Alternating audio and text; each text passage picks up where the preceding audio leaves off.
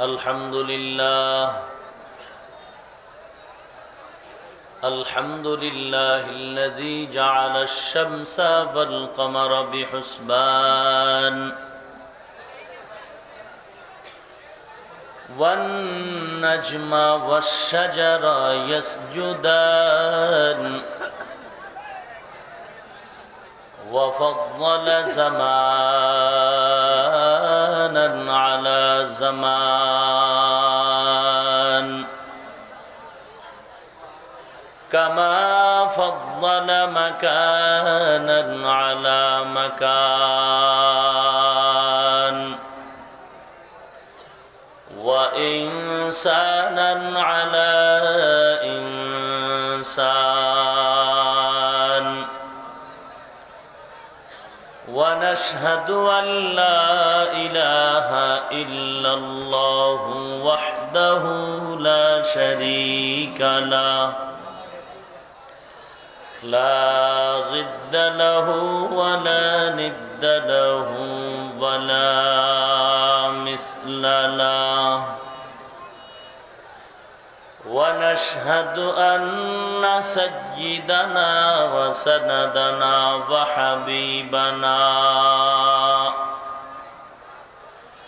وحبيب ربنا وطبيب قلوبنا ومولانا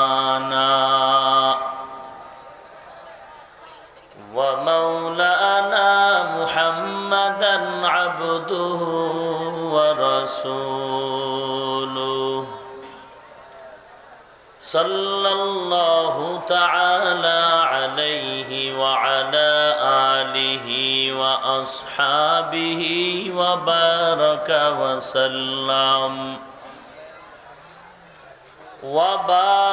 وسلم تسليما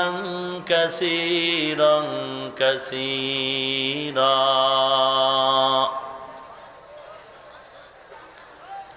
الذي أرسله الله تعالى بالحق بشيرا ونذيرا وداعيا إلى الله بإذنه وسراجا منيرا أما بعد فأعوذ بالله من الشيطان الرجيم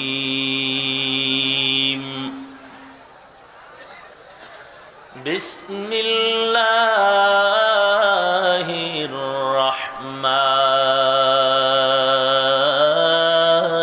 الرحيم وأما من خاف مقام ربه ونهى النفس عن الهوى فإن الجنة هي المأوى وقال النبي صلى الله عليه وسلم الدنيا سجن المؤمن وجنة الكافر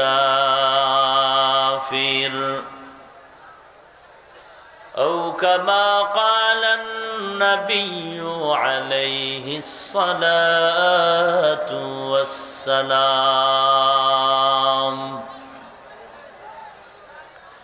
صدق الله مولانا العظيم وصدق رسوله النبي الكريم ونحن على ذلك من الشاهدين والشاكرين والذاكرين والحمد لله رب العالمين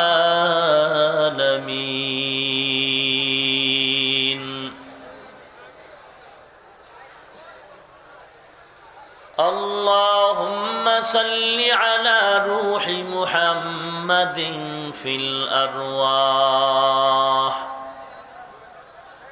وعلى جسد محمد في الأجساد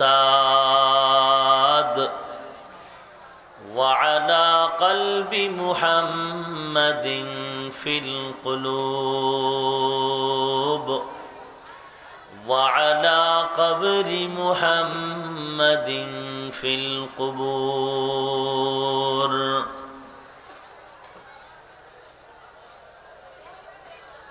بذكر شهر چبینی در خروش است ولی دانا دری معنا که گوش است نه بلبل بر غلش تسبیح خانست که هر خاری با تسبیحش زبانست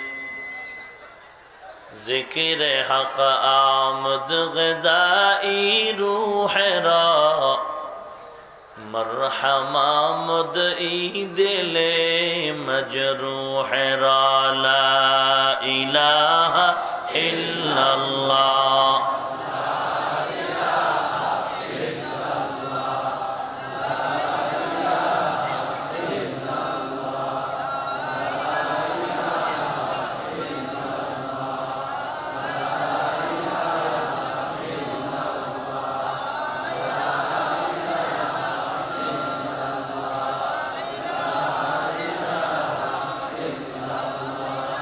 لا إله إلا الله لا إله إلا الله لا إله إلا الله لا إله إلا الله لا إله إلا الله لا إله إلا الله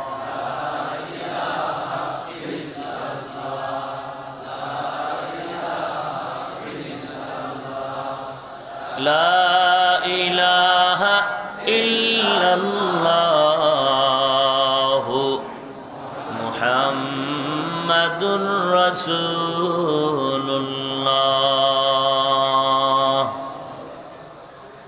संग दिलाज सईक़ लैला पाके कुन सीना बाती गे मोहब्बत चाके कुन दिल जो खाली याद हक से ऐ जावा खाना शैता है ओ दिल बेगुमा जिक्र हक आमद ग़िज़ाई रूह रा मरहम आमद ई दिल मजरूह रा ला इलाहा इल्लल्लाह ला इलाहा इल्लल्लाह ला इलाहा इल्लल्लाह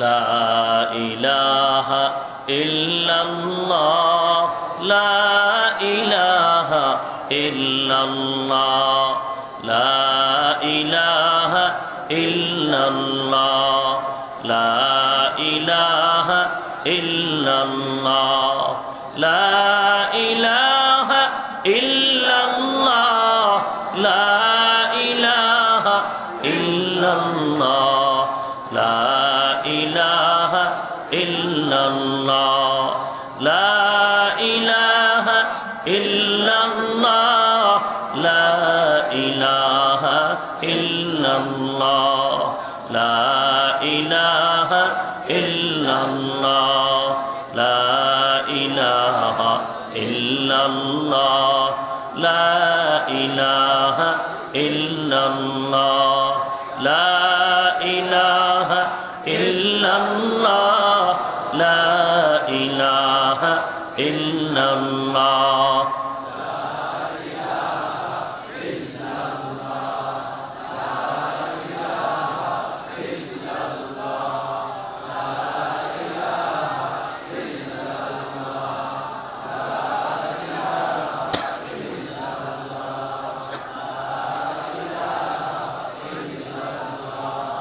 لا إله إلا الله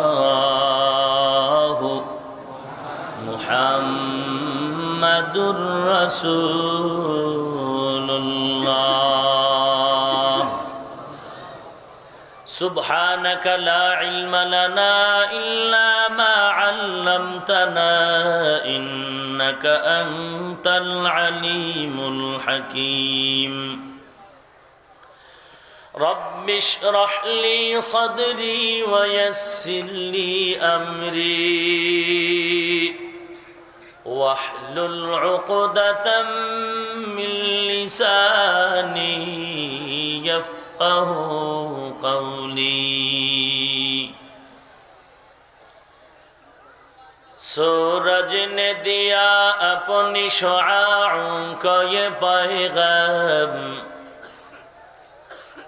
सूरज ने दिया अपनी शुआओं को ये पैगाम दुनिया है अजब चीज को भी सुबह को भी शाम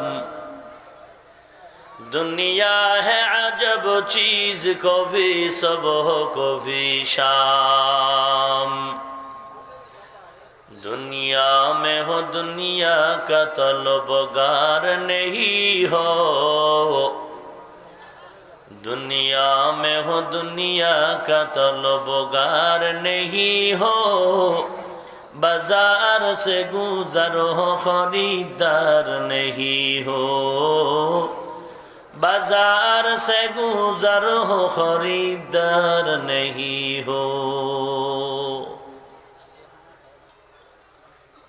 आज 15 জানুয়ারি 2016 ইংরেজি আয়োজিত অধ্যকার ওয়াজ ও দোয়ার মাহফিলে উপস্থিত মুহতারাম সম্মানিত সভাপতি প্রধান অতিথি বিশেষ অতিথিবৃন্দ মুআজ্জাজ ও মুকাররম জাতির মাথার মুকুট ওয়ারাসাতুল আম্বিয়া হযরতে উলামায়ে কেরাম দূর দূরান্ত থেকে আগত আল্লাহ পাকের আশিকিন জাকিরিন শাকিরিন মুহিব্বিন মুরব্বিয়ান আওয়াম কলিজার টুকরা আমার সমবয়সী যুবক বন্ধুগণ স্নেহের ছোট ভাই পর্দার আড়ালে অবস্থানরতা শ্রদ্ধেয়া সম্মানিতা মা ও বোনেরা রব্বুল আলামিনের দরবারে লাখো কোটি শুকর ও সুজুদ যে আল্লাহ রব্বুল আলামিন এই ফিতনার জামানায় কোরআন ও সুন্নাহর ভিত্তিতে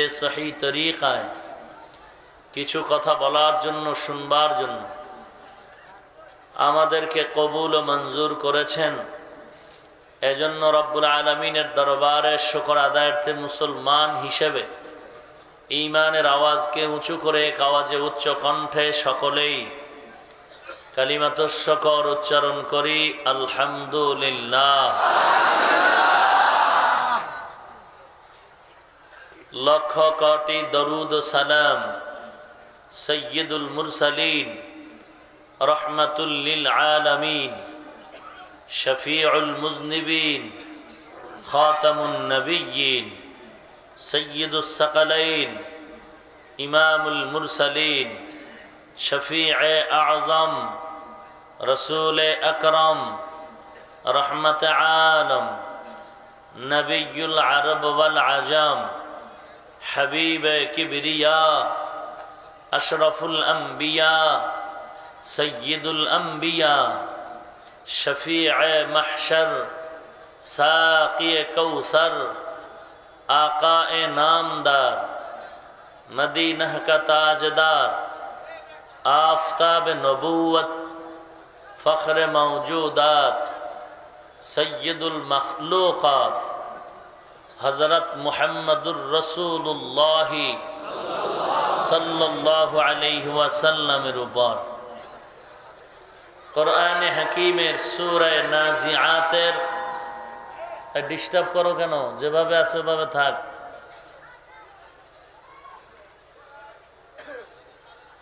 কোরআনে হাকীমের সূরা নাজিআতের 41 নম্বর আয়াত আমি পড়েছি।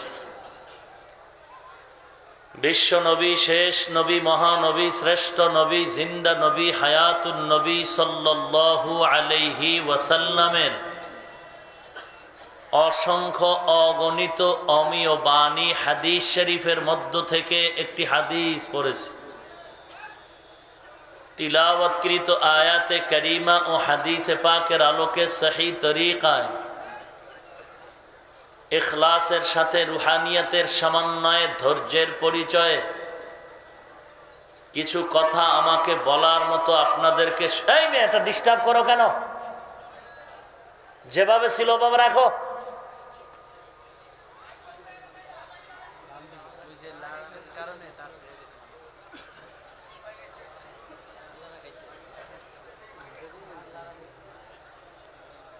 तिलावतकृत आयात करीमा और हदीस पाकेर आलोके सही तरीकाय इखलासेर साथे रूहानियतेर समन्वये धैर्येर परिचये किछु कथा आमाके बलार मतो आपनादेरके शुनबार मतो धैर्य, साहस, हिम्मत, शक्ति और तौफिक अल्लाह पाक दान करुन, आमीन।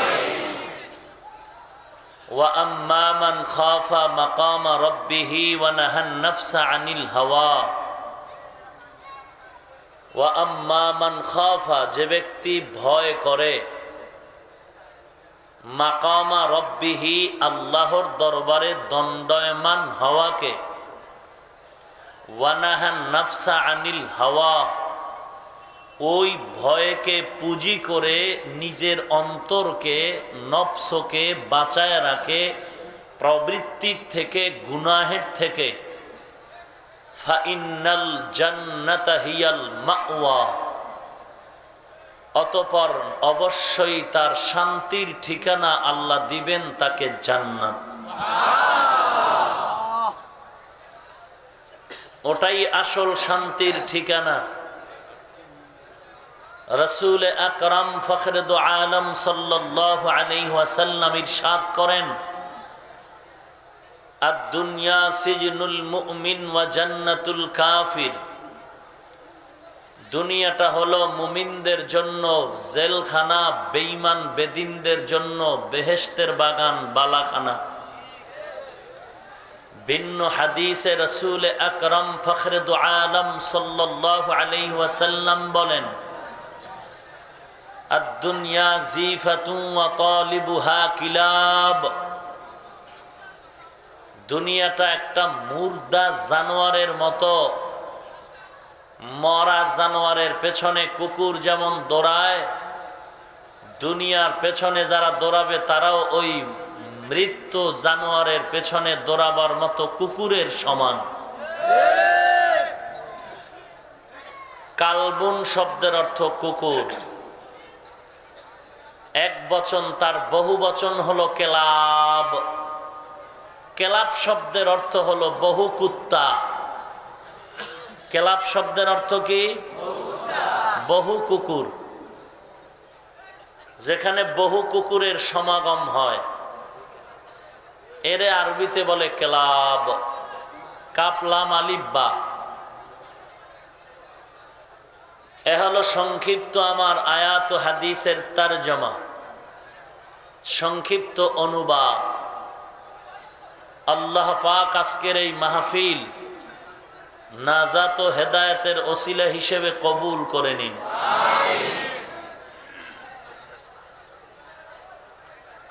এখানে আয়াতে তিনটা কথা লক্ষণীয়। প্রথম কথা হলো ভয়, দ্বিতীয় কথা হলো হাসরে আল্লাহর আদালত,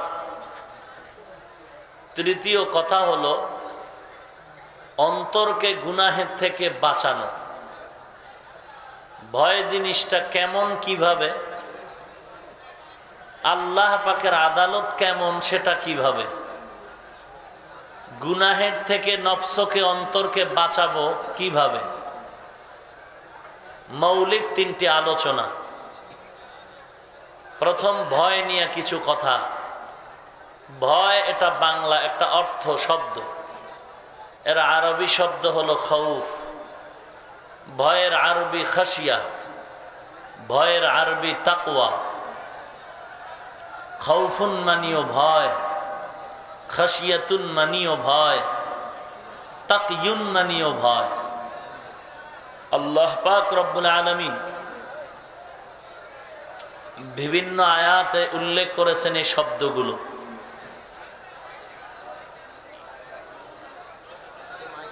لو أنزلنا هذا القرآن على جبل لرأيته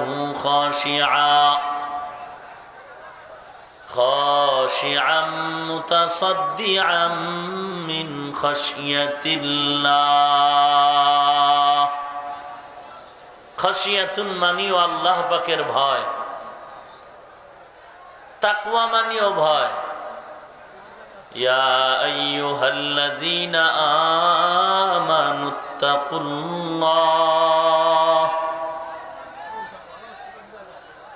খাউফুন মানিও ভয়। ওয়া আম্মা মান খাফা মাকামা রাব্বিহি ওয়া নাহান নাফসা আনিল হাওয়া ফাইন্নাল জান্নাতা হিয়াল মাওয়া।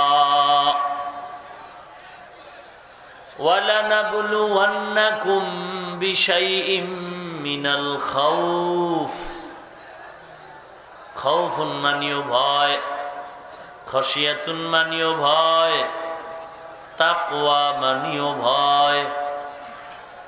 আল্লাহ বলেন ইয়া আইয়ুহাল্লাযীনা আমানুত্তাকুল্লাহ। হে মুমিন, আল্লাহকে ভয় করো। কাকে? আল্লাহকে ভয় করো।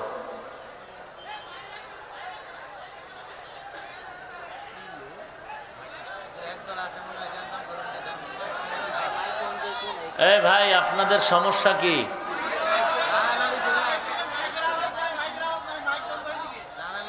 এই কথা কি এখান থেকে শোনা যায় না? আপনারা কথা বললে শুনবেন, চেষ্টা তো চলতেছে।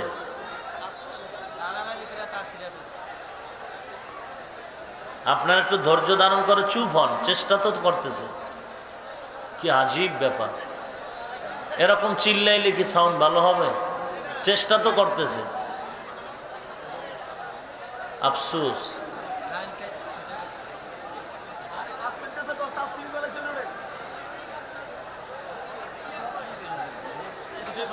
আপনারা চুপ থাকেন না। এই মিয়া, চুপ থাকেন না। মাহফিলের পেছনে হয়তো দুষ্কৃতিকারীও আল্লাহ না করুন থাকতে পারে মাহফিলের ক্ষতি করার জন্য। আপনারা একটু সজাগ থাকেন, একটু সজাগ হন এবং ধৈর্য ধারণ করুন। চিল্লাবেন না। মাহফিল এটা কোরআনের বাগান। আপনি মুসলমান, আমিও মুসলমান, অতএব একটু ধৈর্য ধারণ করি না। সমস্যা হতেই পারে। কি বলেন? সমস্যা হতেই পারে। একটু আস্তে কথা বলেন। এই যে কনায় একটু আস্তে কথা বলেন, একটু চুপ হয়ে যান। আল্লাহর মহব্বতে বলছি, রসুলের মহব্বতে বলছি, একটু চুপ হয়ে যান। কথা বন্ধ করেন, চেষ্টা চলতেছে। আল্লাহ পাকের মহব্বতে একটু চুপ হয়ে যান।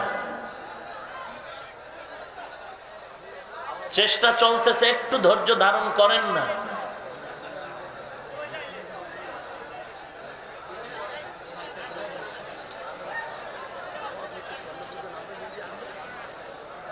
একটু চুপ হয়ে যায় সবাই, একটু চুপ হয়ে যায়।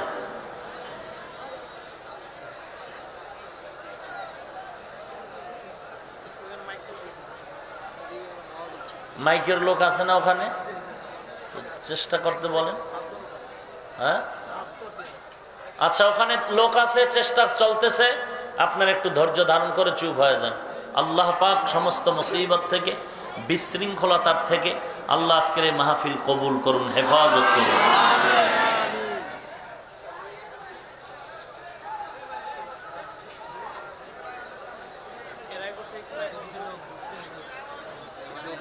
ইয়া আইয়ুহাল্লাযীনা আমানুত্তাকুল্লাহ, আল্লাহ পাক বলেন আমাকে ভয় করো। কাকে?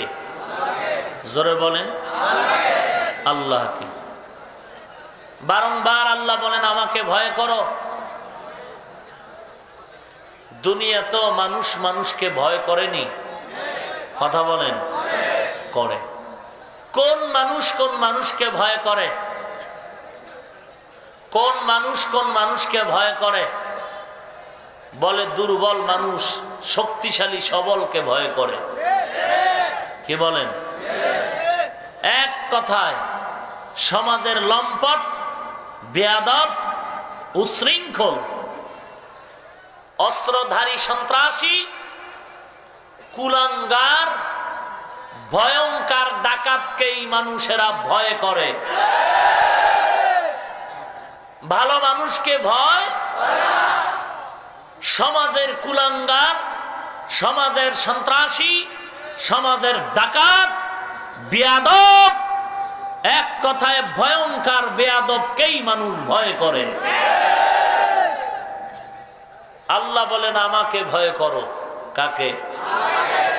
আপনাদের থেকে জবাব চাচ্ছি, সচেতনতার সাথে জবাব দিবেন, বুঝে শুনে দিবেন। না বুঝলে মুখটাকে বন্ধ করে চুপ থাকবেন, ভুল কথা না যেন বের হয়। আল্লাহ পাক কি ভয়ঙ্কর নাকি দয়ালু? সবাই একমত?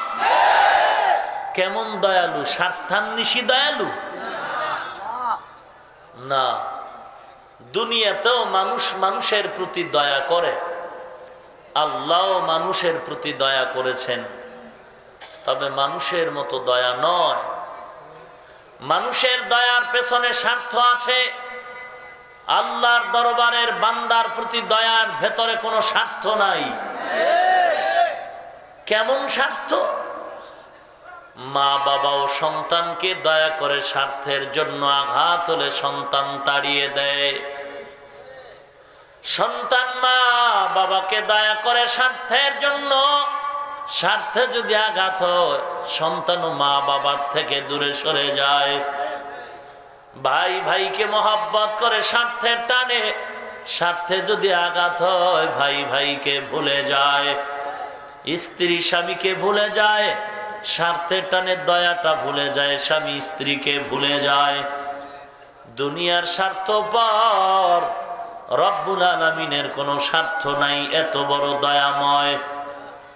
মানুষ একটু তাকায় দেখ, থানার ডায়েরি তালাশ করলে প্রমাণ মিলবে কত স্বার্থওয়ালা মা বাপ স্বার্থের ব্যাঘাত ঘটার কারণে সন্তানের বিরুদ্ধে মামলা করেছে। কত সন্তান মা বাবার বিরুদ্ধে মামলা করেছে, কত স্ত্রী স্বামীর বিরুদ্ধে মামলা করে, স্বামী স্ত্রীর বিরুদ্ধে মামলা করে।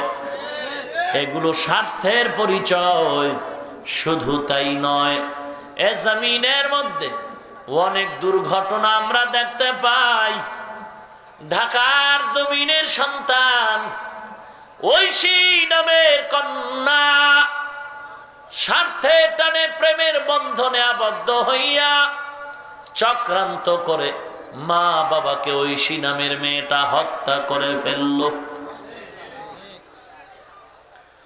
স্বার্থের টানে সন্তানকে মা বাবা হত্যা করে, মা বাপ সন্তান হত্যা করে। স্বার্থের টানে স্ত্রীকে স্বামী হত্যা করে, স্বামীকে স্ত্রী হত্যা করে। স্বার্থের টানে ভাই ভাইকে হত্যা করে দেয়। আল্লাহ বলেন, ও মুমিন, আমি আল্লাহর কোনো স্বার্থ নাই। আমি আল্লাহ যদি তোদের মতো স্বার্থান্বেষী মায়া করতাম, আজ এই জমিনের ফসল ভোগ করে যেই আমার আদরের গোলাম, আসমানের নেয়ামত ভোগ করে নদীর মাছ বিভিন্ন সূর্যের আলো, চাঁদের আলো, বাতাস, পানি ভোগ করার পরে যেই আমার গোলাম আজ আল্লাহকে চিনে না, পয়গম্বরের চিনে না, কোরআনের বিরুদ্ধে কথা বলে, মাদ্রাসার বিরুদ্ধে কথা বলে, আলেম ওলামাদের বিরুদ্ধে কথা বলে, আমি আল্লাহ যদি স্বার্থান্বেষী মায়াময় হইতাম ওই বেঈমানটারে ঘুমের ঘরে জবান বন্ধ করে দিতাম। আল্লাহ বলেন আমি স্বার্থান্বেষী নয়, এ কারণে বেঈমান আমার সাথে গাদ্দারি করার পরেও আমি জবান বন্ধ করি নাই। চোখ দিয়া আল্লাহর নিয়ামত না দেখে বেগানার দিকে তাকায় আমি চোখ নষ্ট করি নাই। হাত দিয়া কলমের খোঁচায় গরিবের উপরে জুলুম করে আমি আল্লাহ তার হাত নষ্ট করি নাই। পাও দিয়া বান্দা মসজিদের বারান্দার থেকে বিমুখ হয়ে সিনেমার বারান্দায় চলে যায়, বৈশাখী ল্যাংটা মেলায় চলে যায়, আমি পায়ের কোনো ক্ষতি করি নাই। অন্তর দিয়ে বেঈমানের বাচ্চাটায় পরিকল্পনা করে এই জমিন থেকে কোরআন কিভাবে বিদায় করা যায়, এই জমিন থেকে কোরআনের মাহফিল কেমনে বন্ধ করা যায়, মসজিদের আজান বন্ধ করা যায়। বেঈমানের এই অন্তরকেও আমি বক্রতা করে দেই নাই, মেধাকে আমি নষ্ট করি নাই, কারণ আমি স্বার্থান্বেষী দয়াময় নয়, বরং আমি এত বড় দয়াময়, বান্দা হাজার অন্যায় করার পরেও আমি মুখও ফিরাই নাই। আমি কুদরতি নজর দিয়ে তাকায় আছি, কখন জানি বান্দা তওবার দরওয়াজায় ঢুকে আমি আল্লাহকে একটা ডাক দেই, ইয়া ইবাদিয়াল্লাযীনা আসরাফু আলা আনফুসিহিম লা তাকনাতু মির রাহমাতিল্লাহ ইন্নাল্লাহা ইয়াগফিরুয যুনুবা জামিআ ইন্নাহু হুয়াল গফুরুর রহিম।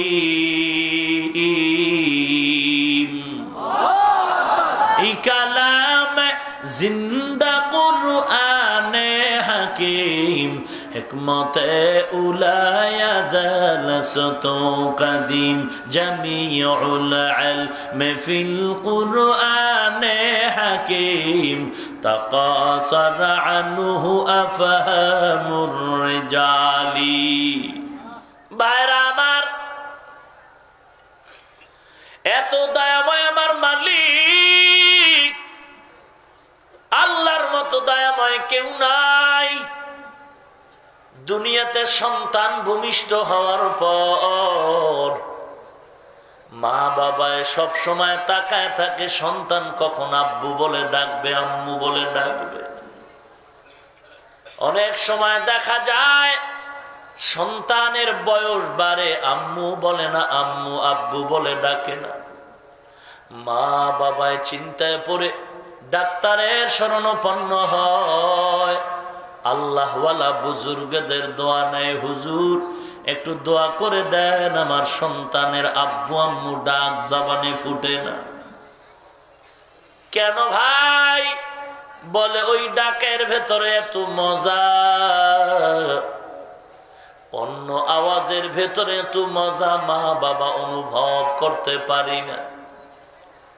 আবার সন্তান যে মাকে মা মা বলে ডেকে ডেকে কলিজা ঠান্ডা করে, মা একদিন সন্তানের একটা অন্যায়ের কারণে একটা ধমক দিল, ধমক। সন্তান রাগ করে মা মা ডাক দেওয়াটা বন্ধ করে দিল। মনের কষ্ট নিয়ে সন্তান কিছুদিন পর্যন্ত মায়ের চেহারা দিয়ে তাকায় না, মা বলেও ডাকে না। একদিন স্বামী তাকায় দেখে বিবি সাহেবা আমার বাম কিনারায় বিছানায় রাতের বেলা শুয়ে শুয়ে চোখের পানি ছেড়ে কান্না করে। স্বামী ডেকে বলে, ও বিবি কেন কান্না করো? হে বিবি। বিবি বলে, মনের কষ্টের কারণে আমি কান্না করি। কি মনে কষ্ট? একটু আমাকে জানায় দাও। বিবি বলে, ও স্বামী আমার, দীর্ঘ একটি সপ্তাহ চলে গেল, তোমার ওই সন্তান আমাকে মা বলে একটা ডাকও দেয় না। যেই সন্তান মিনিটে মিনিটে মা মা বলে ডাক, আজ ওই সন্তানের জবানে মা ডাক শুনতে পাই না। আমার খানা নাই, ঘুম নাই। স্বামী বলে, বিবি মা বলে ডাক না দিলে কি অসুবিধা, তুমি ঘুমাও। বিবি বলে, না স্বামী, কলিজা ভেঙ্গে চৌচির হয়ে গেছে,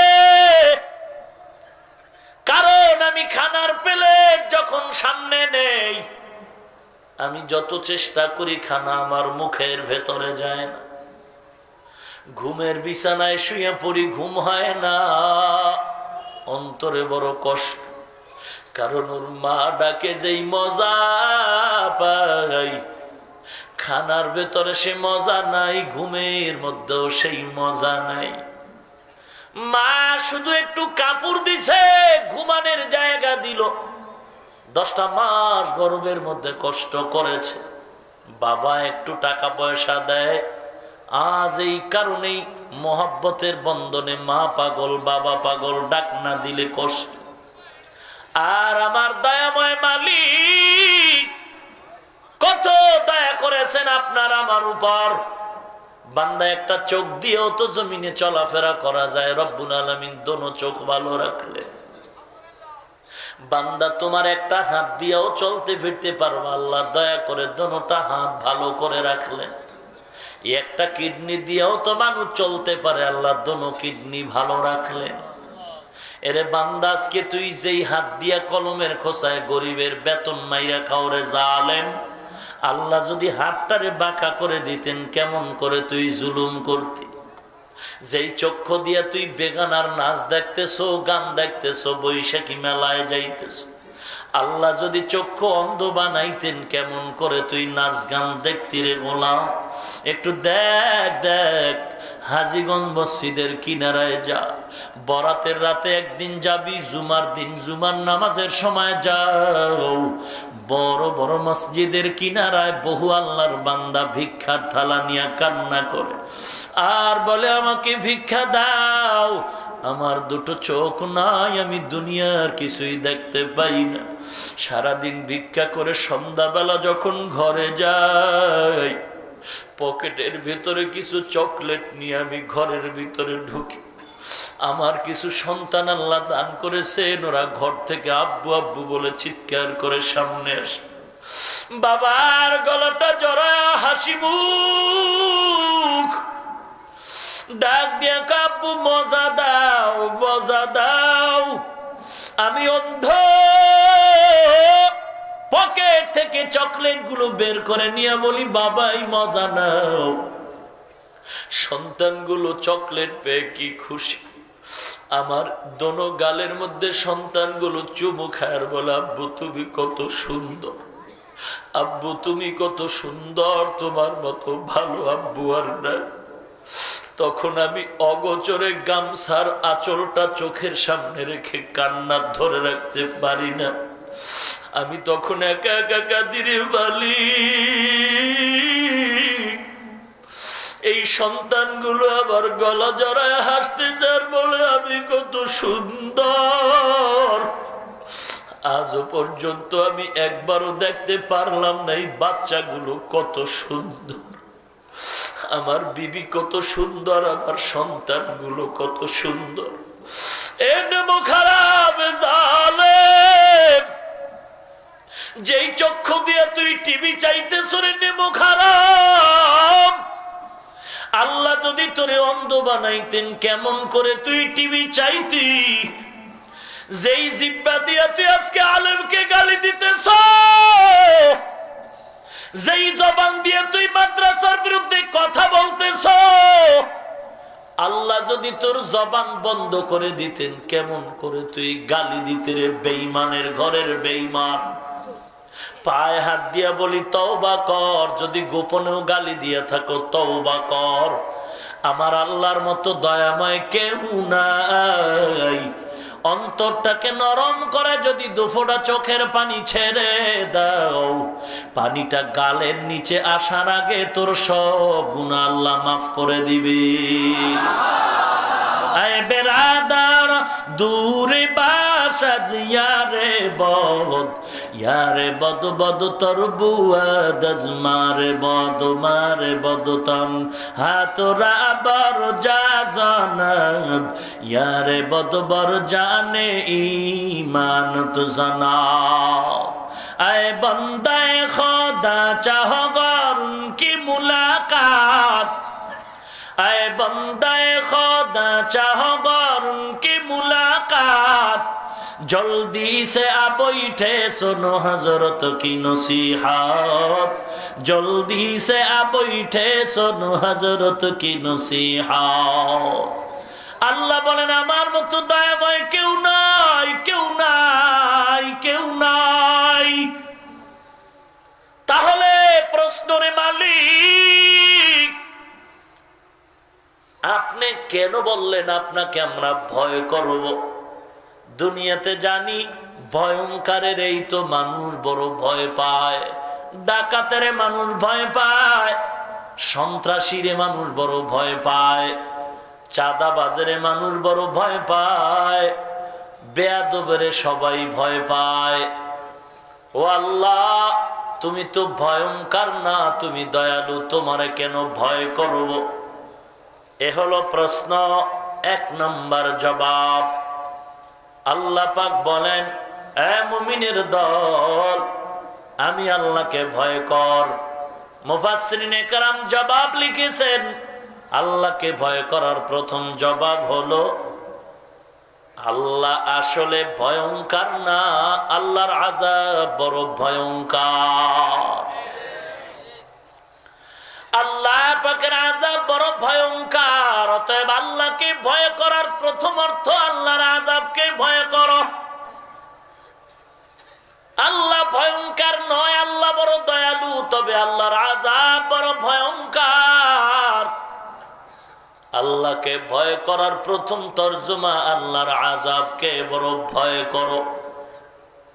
ইয়া আইয়ুহান নাসুত্তাকু রাব্বাকুম ইন্না যালযালাতাস সাআতি শাইউন আযীম ইয়াওমা তারাউনাহা তাযহালু কুল্লু মুরদিআতিন আম্মা আরদাআত ওয়া তাদউ কুল্লু যাতি হামলিন হামলাহা وترى الناس سكارى وما هم بسكارى ولكن عذاب الله شديد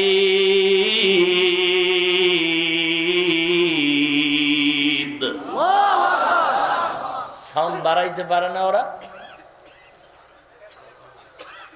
হে মানব জাতি আল্লাহকে ভয় করো, তোমাদের রবকে ভয় করো।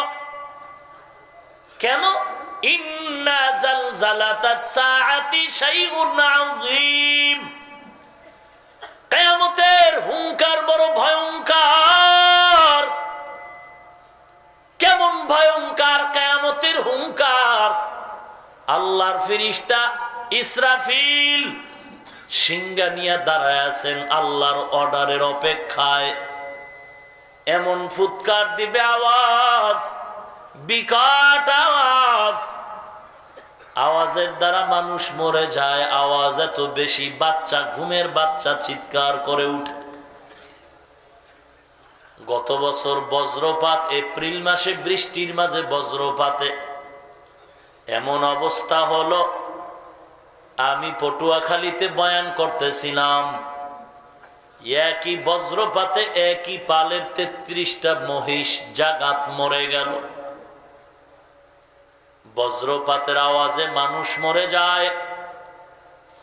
বজ্রপাত সহ্য করার মতো নয়। ও নবীর উম্মত, আওয়াজ আওয়াজ বড় ভয়ঙ্কর, আওয়াজ বড় ভয়ঙ্কর। লাঠি লাগবে না, অস্ত্র লাগবে না।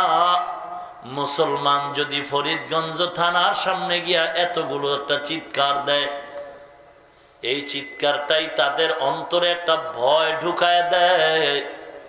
মুসলমানের চিৎকারের আওয়াজেই সব দাবি পূরণ করে নেয়। পূরণ হয় না?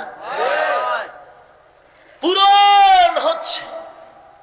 মুসলমানের আওয়াজে সব দাবি পূরণ হয়, তবে আওয়াজটা আওয়াজের মতো দিতে হবে, শিয়ালের মতো ঘ্যাংরানি নয়। সিংহের মতো যদি আওয়াজ দাও, মাত্র আওয়াজটা বিবারিয়ার জমিনে তুলছিল, হঠাৎ করে আবার আটকায় দিল, দাবি মেনে নিল, না হয় এই আওয়াজেই এদেশে ইসলামের বাতি জ্বলে উঠত। ঠিক কিনা বলো? মৌচাকের বাসায় যদি ঢিল মেরে কেউ উল্টো পাল্টা মন্ত্র ছাড়া টেস্ট করে, ও 1 মাস হসপিটালে থাকতে হবে বেডে শুয়া। মুসলমানের একতাবদ্ধতা একটা মৌচাকের বাসার মতো। এখানে যদি ঢিল মারে মুসলমান আর ঘরে বসে থাকতে পারে না। আমার কোরআনওয়ালা ছাত্র শহীদি মরণে রক্ত দিয়ে দিবে জমিনের মধ্যে, আর মুসলমান চুপ করে ঘুমিয়ে থাকবে, এটা মুমিনের পরিচয় নয়।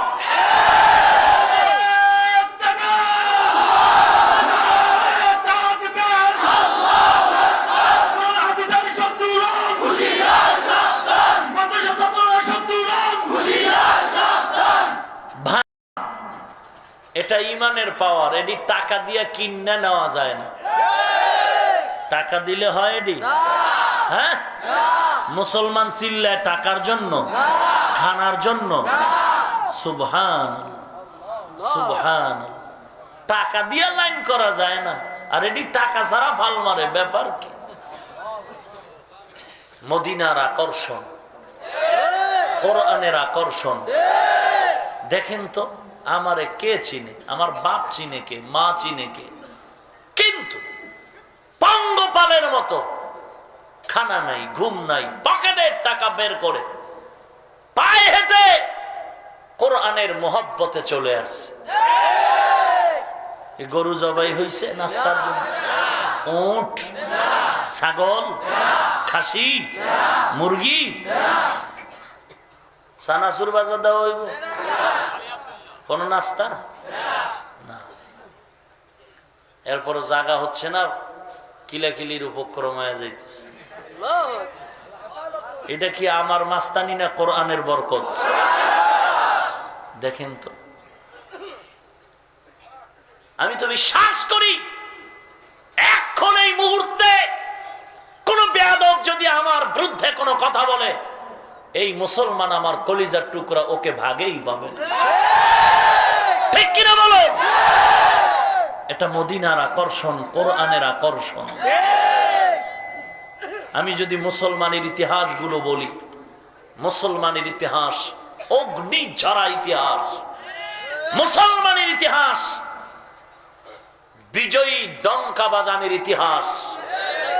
খালি ইতিহাসগুলো যদি বলি, ভারতের মুসলমান শাসন কেমন ছিল, মোগল সম্রাটরা কেমন ছিলেন, তুর্কি শাসনামল কেমন ছিল, 800 বছরের স্পেনের জমিনের শাসন জীবন কেমন ছিল, কেমন ছিল ইতিহাস টানলে এখান থেকে ঈমানওয়ালারা দীপ্ত শপথ গ্রহণ করবে।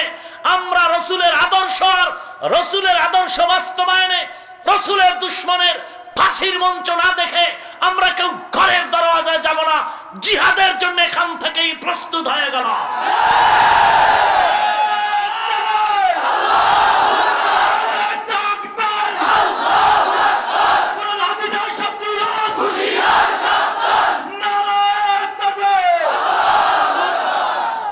আল্লাহ আমাদের হেদায়েত দান করুন।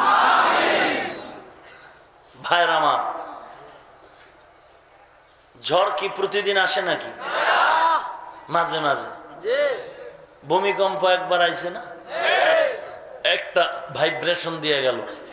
রেডিও সাইজ করতে 1 মিনিটও লাগবে? লাগবে না, রেডিও হয়ে যাবে। মুসলমানের ধাক্কা বড় কঠিন, কি বলেন? কাবাঘর ভাঙতে আইছিল না এক বেঈমানের দল, ফয়সালা কে করছেন? দুনিয়ার কোন বাহিনী লাগছে? আসমানি কাফেলায় এখন আসে না কেন? কিছু মুসলমানকে আমাকে দোয়া তো কবুল হয় না। হ্যাঁ, হুজুর গো দোয়া কবুল হইলে কি এরা তো গজবাইয়ে? কিছু তার সেরা আছে না? খালি হুজুর গই ভুল ধরে না, আল্লাহরও ভুল ধরে। আল্লাহর বলে আন্দাজ নাই। কেন? এত ছোট গাছে বিশাল কদু দিল কেন? আল্লাহর কি নাই? আন্দাজ নেই। ঘুরে টুরে গেছে মারেফতের খানকা বট গাছ তলা ইয়ে খাও, এখন তো পুরাই আন্দাজ নেই। এত বিশাল গাছ ফল দিছে মার্বেলের মতো, এটা হইল?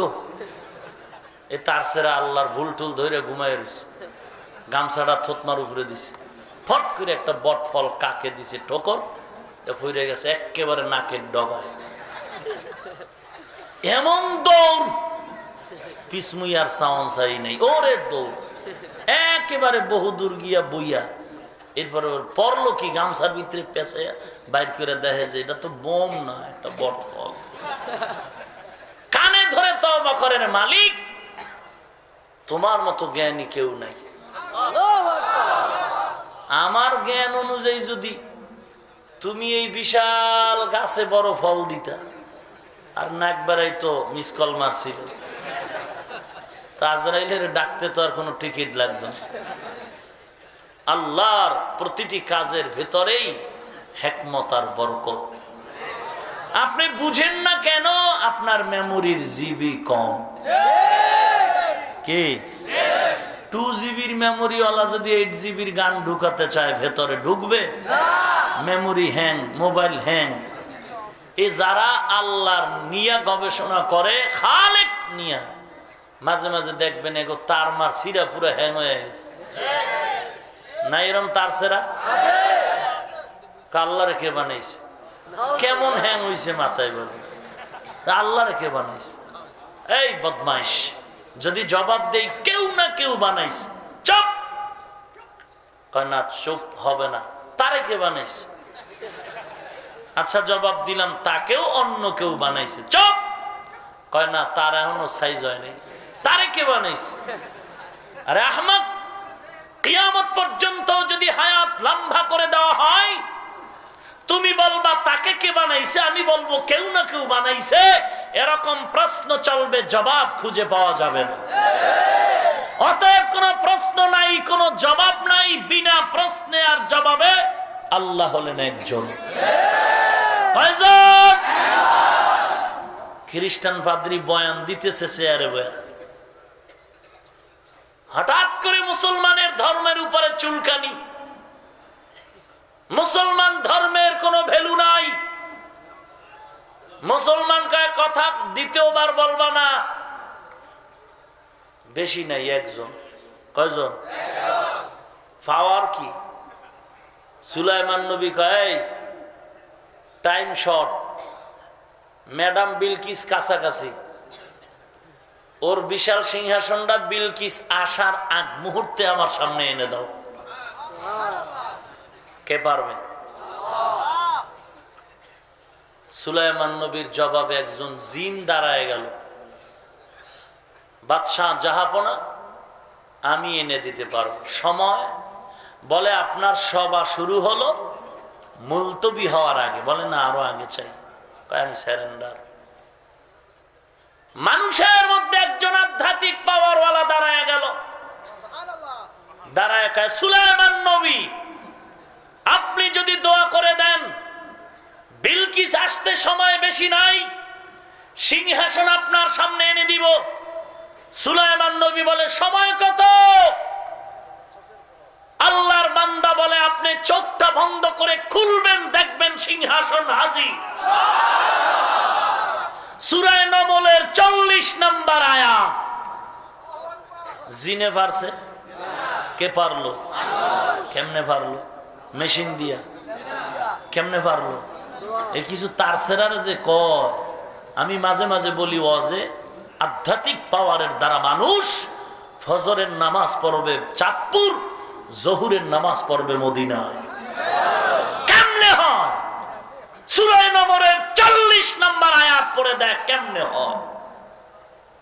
সূরা নমলের 40 নম্বর আয়াতের ব্যাখ্যা করে দেখ কেমনে হয়।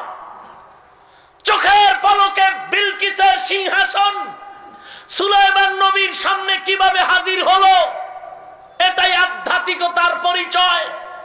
যারা মানবে আল্লাহর কুদরত তারা মুমিন, যারা ব্যঙ্গ করবে তারা বেঈমান ইহুদির দালাল।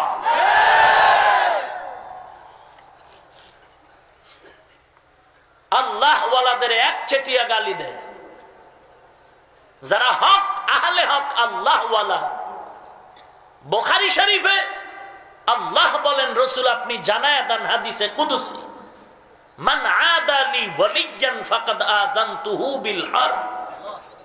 যারা আমার ওলিদের সাথে দুশমনি করে, বেয়াদবি করে, আমি আল্লাহ যুদ্ধ করার জন্য প্রস্তুত হয়ে গেলাম। অতএব খাঁটি হক আল্লাহ ওয়ালাদের বিরুদ্ধে যারা কথা বলবে অবশ্যই বুঝতে হবে তারা ধর্মান্ধ, এরা মূর্খ, কোনো সন্দেহ নেই। ভাইরা আমার, আল্লাহ রাব্বুল আলামিন বলেন কিয়ামতের হুঙ্কার কেমন কঠিন, কোরআন শরীফ তার প্রমাণ বহন করে। ইয়াউমা তারাউনাহা তাযহালু কুল্লু মুরদিআতিন আম্মা আরদাআত। হাসরের ময়দানের হুঙ্কার বড় কঠিন, পাহাড়গুলো তুলার মতো উড়বে। হাসরের ইসরাফিলের সিংহার ফুৎকার বড় কঠিন, এমন কঠিন আওয়াজ। ইয়াউমা তারাউনাহা তাযহালু কুল্লু মুরদিআতিন আম্মা আরদাআত। মা বেহুশায় পড়ে যাবেন, বাচ্চা দুগ্ধ পান করবে, পড়ে যাবে, মা উপলব্ধি করতে পারবে না। কেমন কঠিন মুহূর্ত, কষ্ট হচ্ছে আপনাদের। ওয়াতাদউ কুল্লু যাতি হামলিন হামলাহা। গর্ভধারিণী মা, বাচ্চা পেটের মধ্যে থাকবে, বাচ্চা খালাস হবে, মা টের পাবে না। কত কঠিন ওই হাসরের হুঙ্কার। ওয়াতারান নাসা সুকারা। ওই সময় দেখবে মানুষগুলো হেলে দুলে পড়ে যায়, হেলে দুলে পড়ে যায়। কিরে তোরা নেশা পান করেছো? বলবে না, আমাহুম বিসুকারা, আমরা কেউ নেশা পান করি নাই, কেউ নেশা পান করি নাই। কেন পড়ে যাও, কেন পড়ে যাও, হেলো দুলো কেন? এবার আল্লাহ জবাব দিবেন, ওয়ালাকিন্না আযাবাল্লাহি শাদীদ।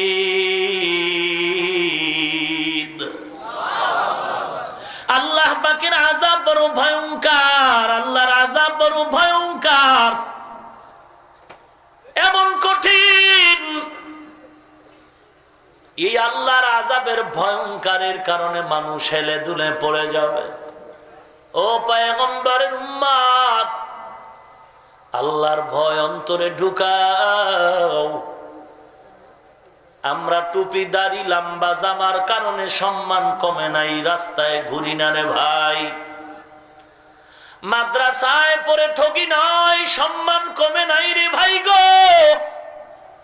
যদিও সার্টিফিকেট সরকারি পাই নাই, কোনো চাকরি পাই নাই রে যুবক, কারণ কওমি মাদ্রাসায় পড়েছি, যেখানে পড়লে কোনো চাকরি নাই, সার্টিফিকেট সরকারি নাই। আলহামদুলিল্লাহ। কোন বাগের বাচ্চা যদি থাকো, দাঁড়ায় আমাকে প্রমাণ করে দাও, সার্টিফিকেটের অভাবে, চাকরির অভাবে কোন হাফেজ, কোন কারি সাহেব, কোন মাওলানা বিবিদের জন্য ছেলে মেয়ে নিয়ে রাস্তায় ভিক্ষা করে কিনা পারবেনি প্রমাণ দিতে? না না না। বরং আল্লাহ নবীর আদর্শের কারণে এত সম্মান দান করেছেন। মনে হচ্ছে আমাদের মতো শান্তিতে সম্মানে পৃথিবীতে কেউ নাই। সম্মান দেওয়ার মালিককে আরো জোরে বলেন। ও নবীর উম্মত, আল্লাহকে ভয় করার প্রথম অর্থ আল্লাহর আযাবকে ভয় কর। কারণ আল্লাহ ভয়ঙ্কর নয়, আল্লাহর আযাব বড় ভয়ঙ্কর। 2 নাম্বার জবাব, আসলেই আল্লাহ বড় ভয়ঙ্কর। কেমন ভয়ঙ্কর আমার আল্লাহ! হাসরের ময়দান কায়েম হয়ে যাবে। 2 জন ফেরেশতাকে আল্লাহ বলবেন যাও। একজন পেছন দিক দিয়া কবরের মানুষগুলোকে জমা করে, আর একজন সামন দিক দিয়া জমা করে। আমি আল্লাহর আদালতে হাজির করে দাও। এই জমিনটাই হবে হাসরের মাঠ। বর্তমানের সিরিয়ার জমিন হবে আল্লাহ পাকের আদালত। আল্লাহ পাক মানুষগুলোকে জমা করার আগে আমার মায়ার নবীকে সর্বপ্রথম আল্লাহ পাক আগে নিয়ে আল্লাহর কাছে বসাবেন। কারণ আল্লাহ পাকের ওই রকম ভয়ঙ্কর রূপ ধারণ করবে, তবে এই ভয়ঙ্কর অবস্থাটা থামাবে কে, সংবরণ করবে কে? বলে আল্লাহর এমন রাগ দিন হবে, কথা বলার সুযোগ নেই। আল্লাহর এমন কুদরত, মায়ার নবীকে ডান পাশে রাখবেন। আল্লাহ কুদরতি নজর দিয়ে তাকানো মাত্র আল্লাহর রাগ ঠান্ডা হয়ে যাবে। কেমন রহমাতুল লিল আলামিন! আজকে ওই নবীর উম্মতের অভাব নাই, সুন্নতের অভাব। চট্টগ্রামে একটা দিঘির নাম আছে, লাউ দিঘি ময়দান, আসেনি? এই শিক্ষিত সমাজ, চট্টগ্রামে যাও, ওখানে লাল রঙের কোন দিঘি পাওয়া যাবে নি। মুমিনের দল, চট্টগ্রামে লাউ দিঘির নামে কোন লাল কালারের যেমন কোন দিঘি নাই। ঢাকার শান্তির হাটে যেমন শান্তি নাই, মুন্সিবাগে যেমন মুন্সি নাই, শরীয়তপুরে যেমন শরীয়ত পর্যাপ্ত নাই। আজও আমার দেশের কিছু আশেকে রসুল সুন্নি নামের সাইনবোর্ড লাগায়, ভেতরে সুন্নতের খবর না। ঠিক কিনা বলো? নবীর আশেক দাবি করার যদি এত শখ লাগে, দাড়ি রাখতে তোমার অ্যালার্জি কেন? নবীর আশেকের সাইনবোর্ড লাগাতে যদি তোমার মোহব্বত লাগে, টুপি মাথায় দিতে অ্যালার্জি কেন? ঔষধ নে, অ্যালার্জির ঔষধ নে, না হয় কবরের ঔষধে পাঁজরের হাড় ভেঙে যাবে, চিকিৎসা ভালো রকম হবে না।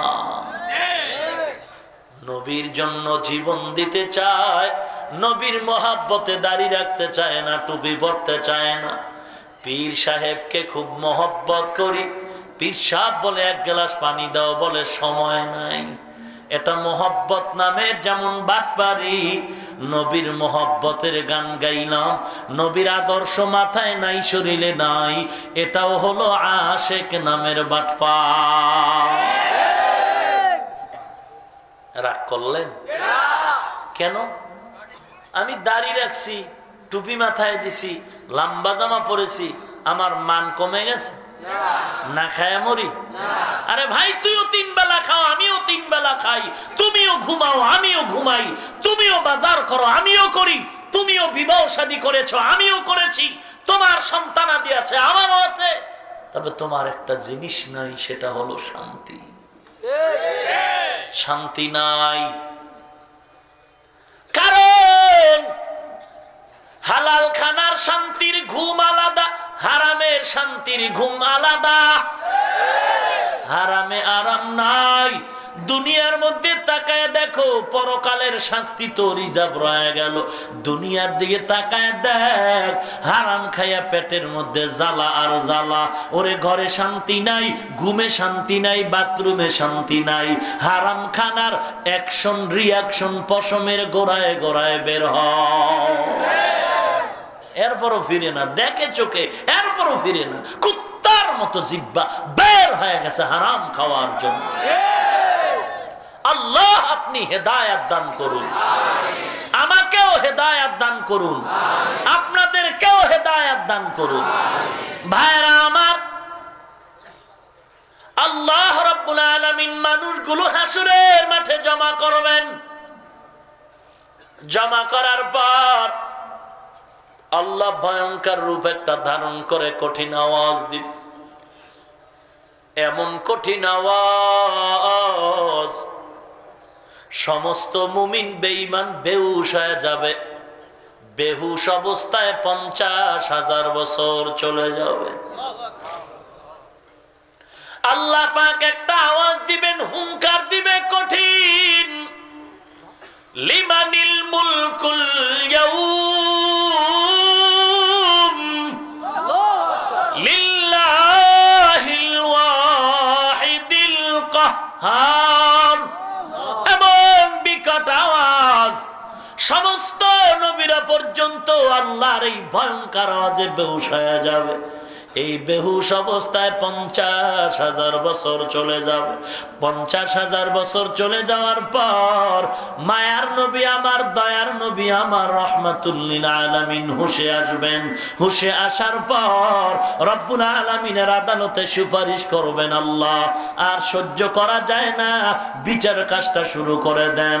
রব্বুল আলামিন আল্লাহর নবীর সুপারিশ পাওয়ার পরে হাসরের মাঠের বিচার কাজ শুরু করবেন। এটাই হলো আমার নবীর বড় সুপারিশ, শাফাআতে কুবরা। বেঈমান ইমানদারের বেলায় নবীর এই সুপারিশটা হবে সমপরিমাণ। নবী আরো 5 বার সুপারিশ করবেন স্পেশাল মুমিনের জন্য।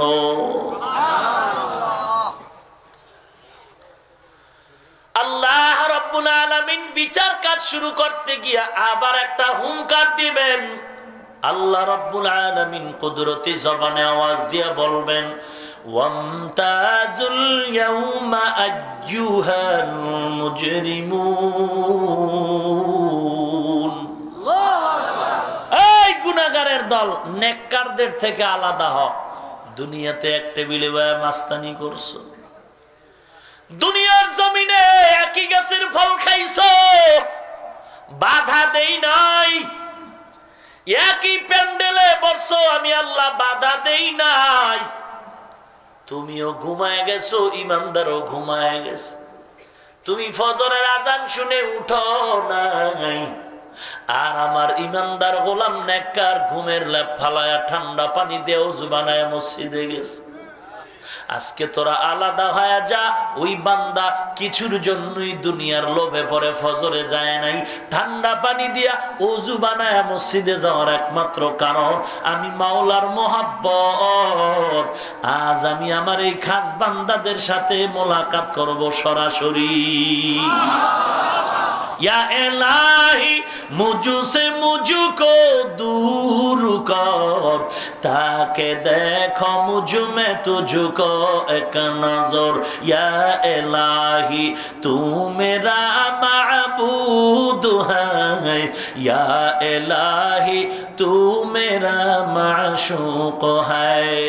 गुनाहगारेर दल आलादा होते चाइबे ना, भय बड़ भय জাহান্নামের আওয়াজ। যখন দেখবে গুনাহগার নেককারদের থেকে আলাদা হতে চায় না, রব্বুল আলামিন একটা ঝাড়া দিবেন। ঝাড়া, মহিলারা যেমন ধান ঝাড়ে, রব্বুল আলামিন একটা ঝাড়া দিবেন। ওই ঝাড়া দেওয়ার পর গুনাহগারের দল উড়িয়া উড়িয়া সব জাহান্নামের দরওয়াজায় পড়ে যাবে। আওয়াজ হবে, ওয়াসিকাল্লাযীনা কাফারু ইলা জাহান্নামা যুমারা হাত্তা ইযা জাউহা ফুতিহাত আবওয়াবুহা وقال لهم خزنتها ألم يأتكم رسل منكم يتلون عليكم آيات ربكم وينذرونكم لقاء يومكم هذا قالوا بلى ولكن حقت কালিমাতুল আযাবি আলাল কাফিরিন।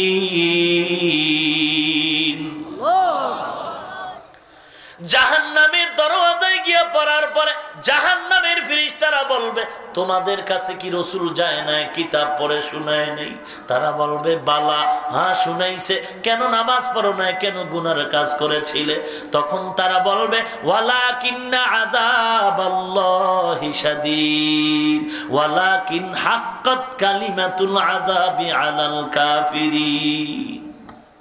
সত্যই তো বলেছিল, মাস্তানি না করেছিলাম সেদিন। হুজুরদের কথায় আর কি হয়? কোরআন হাদিসের সব কথা কি মেনে চলা যায়? হুজুরেরা পর্দার কথা বলে, আমি পর্দা করব না, দেখি কার সাহস আছে আমাকে পর্দা করাবে। হুজুরেরা গান শুনতে নিষেধ করে, আমি গান শুনবো, দেখি কে বাধা দেয়। হুজুরেরা বলে পর্দা করো, হালাল খাও, আমি ডক্টর ইউনূসের আব্বা ডাইকা হারাম খাবো, দেখি কে ফিরাবে। ওই সময় মাস্তানি করে হুজুরদের কথা কর্ণপাত করি না। আজকে যে জাহান্নাম আমাদের জন্য, এতে কোনো সন্দেহ নাই। কঠিন ওই হাসরের ময়দান, এমন কঠিন, আপন বলতে কেউ নাই, কেউ নাই, কেউ নাই। 500 বছর একটানা 500 বছর ইবাদত করে আল্লাহর আদালতে দাঁড়াবে। রাসূল বলেন, লোকটাকে আল্লাহ প্রশ্ন করবেন, তুমি জান্নাত চাও? হ্যাঁ আমি জান্নাত চাই। ইবাদত দিয়া চাও নাকি আমি আল্লাহর রহমতের বিনিময়ে চাও? আল্লাহর বান্দা জবাব দিবেন, 500 বছরের ইবাদত কম নাকি আবার রহমতের দরকার? আল্লাহ পাক বলবেন, ফেরেশতা, বান্দাটারে হাত ধরে সামন দিকে নিয়ে যাও। কিছু দূর নেওয়ার পর বান্দার শরীরের মধ্যে জাহান্নামের আগুনের তাপ লাগতে থাকবে। জাহান্নাম বহুদূর, জাহান্নামের তাপ লাগা মাত্র পিপাসায় কলিজা ছটফট করবে, চিৎকার মেরে বলবে, পানি কই, পানি দাও। হঠাৎ করে একজন ফেরেশতা 1 গ্লাস পানি নিয়ে ঘুরবে, পানি বলে দাও দাও, বলে এমনি দিব না, আমারে টাকা দাও। তোমার 1 গ্লাস পানির বিনিময়ে কত ভাই? বলে আমার 1 গ্লাস পানির বিনিময় হলো 500 বছরের ইবাদত। ইবাদতের গুল্লি মারি আগে পানি দে, ইবাদত লাগবে না, পানি দে। আল্লাহর বান্দা 1 গ্লাস পানি পান করার পর এরপরও পিপাসা নিবারণ হবে না। বান্দা সেজদায় পড়ে কাঁদবেন আর বলবেন, মালিক তোমার রহমত ছাড়া বাঁচার উপায় নাই। 1 গ্লাস পানি যদি 500 বছরের ইবাদত দিয়া কিনতে হয়, জীবনে কত গ্লাস পানি পান করেছি আর অপচয়ে ফালায় দিছি। 1 গ্লাস পানির দাম যদি 500 বছরের ইবাদত দিতে হয়, তাহলে আপনার আমার ইবাদতের উপায় কি? নামাজ পড়ি, তাও তো কবুল হয় নাই। আমার অন্তর বলে নামাজটা নামাজের মতো হয় নাই। তা আল্লাহ বলবে হইছে? আমার নিজের থেকে নিজে বলি নামাজ হয় নাই কেন? নামাজের ভিতরে হিসাবে প্যাঁচ লেগে গেছে। আমি বলি আমার নামাজ হয় না, রোজা হয় না, তাহলে আমি কেমন নামাজ পড়ি? নামাজের মধ্যে দাঁড়ায় কেউ কান্না করে, আমার চোখে পানি নাই। বয়ানের মধ্যে কেউ বসে কান্না করে, কবরের চিন্তা করে, আর একজনে তাকায়া তাকায়া হাসে। কি ব্যাপার? রুহানিয়াত আর বরকত থেকে তুমি অনেক বঞ্চিত হয়ে গেছো। অতএব আল্লাহওয়ালাদের নেক নজর বেশি বেশি নাও। যত নেক নজর লাগবে তত জীবনটা রৌনক হবে, ধন্য হয়ে যাবে। হাসুরের মাঠ এমন কঠিন, মাকাম রাব্বিহি ওয়া নাহান নাফসা আনিল হাওয়া ফাইন্নাল জান্নাতা হিয়াল মাওয়া। কেমন হবে রবের মাকাম, আল্লাহর সামনের দিকটা অবস্থান কেমন হবে? আল্লাহ হবেন বিচারক, আপন আপন কেউ নাই। আল্লাহ পাক কোরআনে তার বিবরণ দিয়া বলেন, ইয়াউমা ইয়াফিরুল মারউ মিন আখিহি ওয়া উম্মিহি ওয়া আবি ওয়া সাহিবাতিহি ওয়া বানি। কেমন হবে সেদিন হাসরের মাঠ? একটু চোখ বন্ধ করে তাকায় দেখো। দুনিয়াতে তোমার আমার সামনে বাবা চলে গেল, মা চলে গেল, দাদা দাদি নানা নানি চলে গেল। এ জীবনে কত যুবকের জানাজায় নামাজ পড়াইলাম, কত বান্দার লাশটা কবরের মধ্যে রাখলাম। এ জীবনে আমার লাশটা জানি কোন দিন তৈরি হয়ে যায় বলা নাই।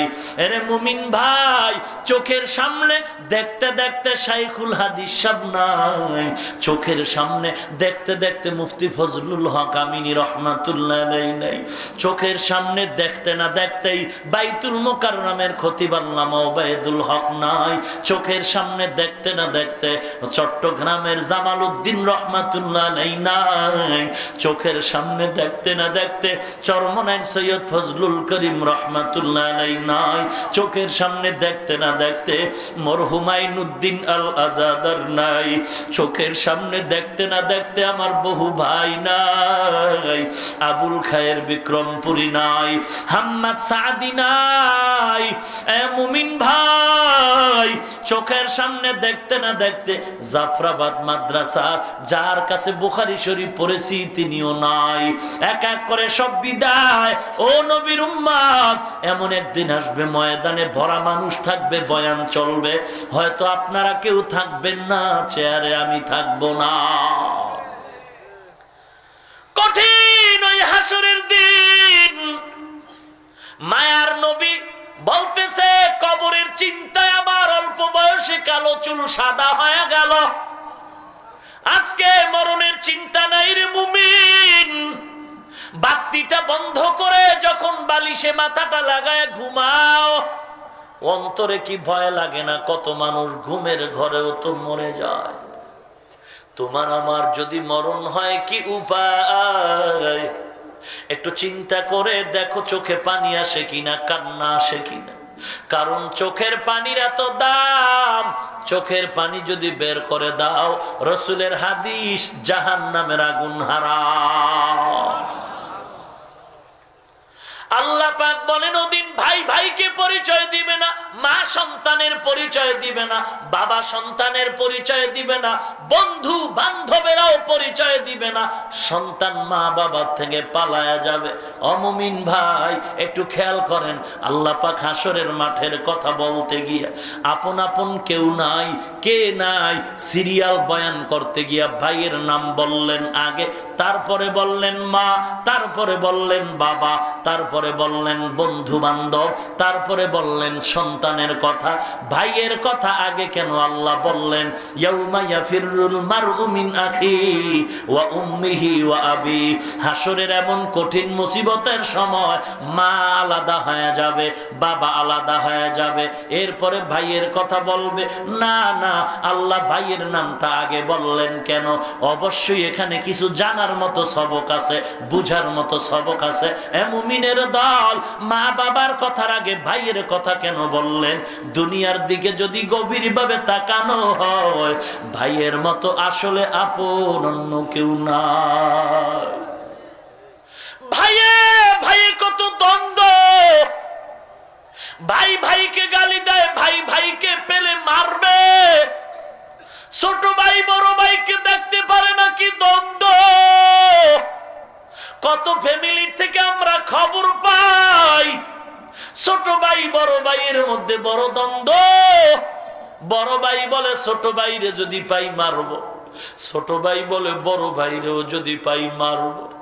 এমন সাববেজির দ্বন্দ্বের মাঝে তাকায়া দেখছো, রাতের গভীরে বড় ভাই ঘরের মধ্যে ঘুমিয়ে আছে আধার। হঠাৎ করে বড় ভাইয়ের মোবাইলে রিং বাজলো। বড় ভাই মোবাইলটা রিসিভ করে কানে লাগাই, কানের মধ্যে মোবাইলটা নিয়ে শুনে কান্নার আওয়াজ। কিরে এত কান্নার আওয়াজ কোত্থেকে গভীর রাত? বলে রে ভাই তুমি কই? তোমার ছোট ভাইকে রাস্তার মোড়ের মধ্যে কিছু লোকেরা হামলা করে মারতেছে।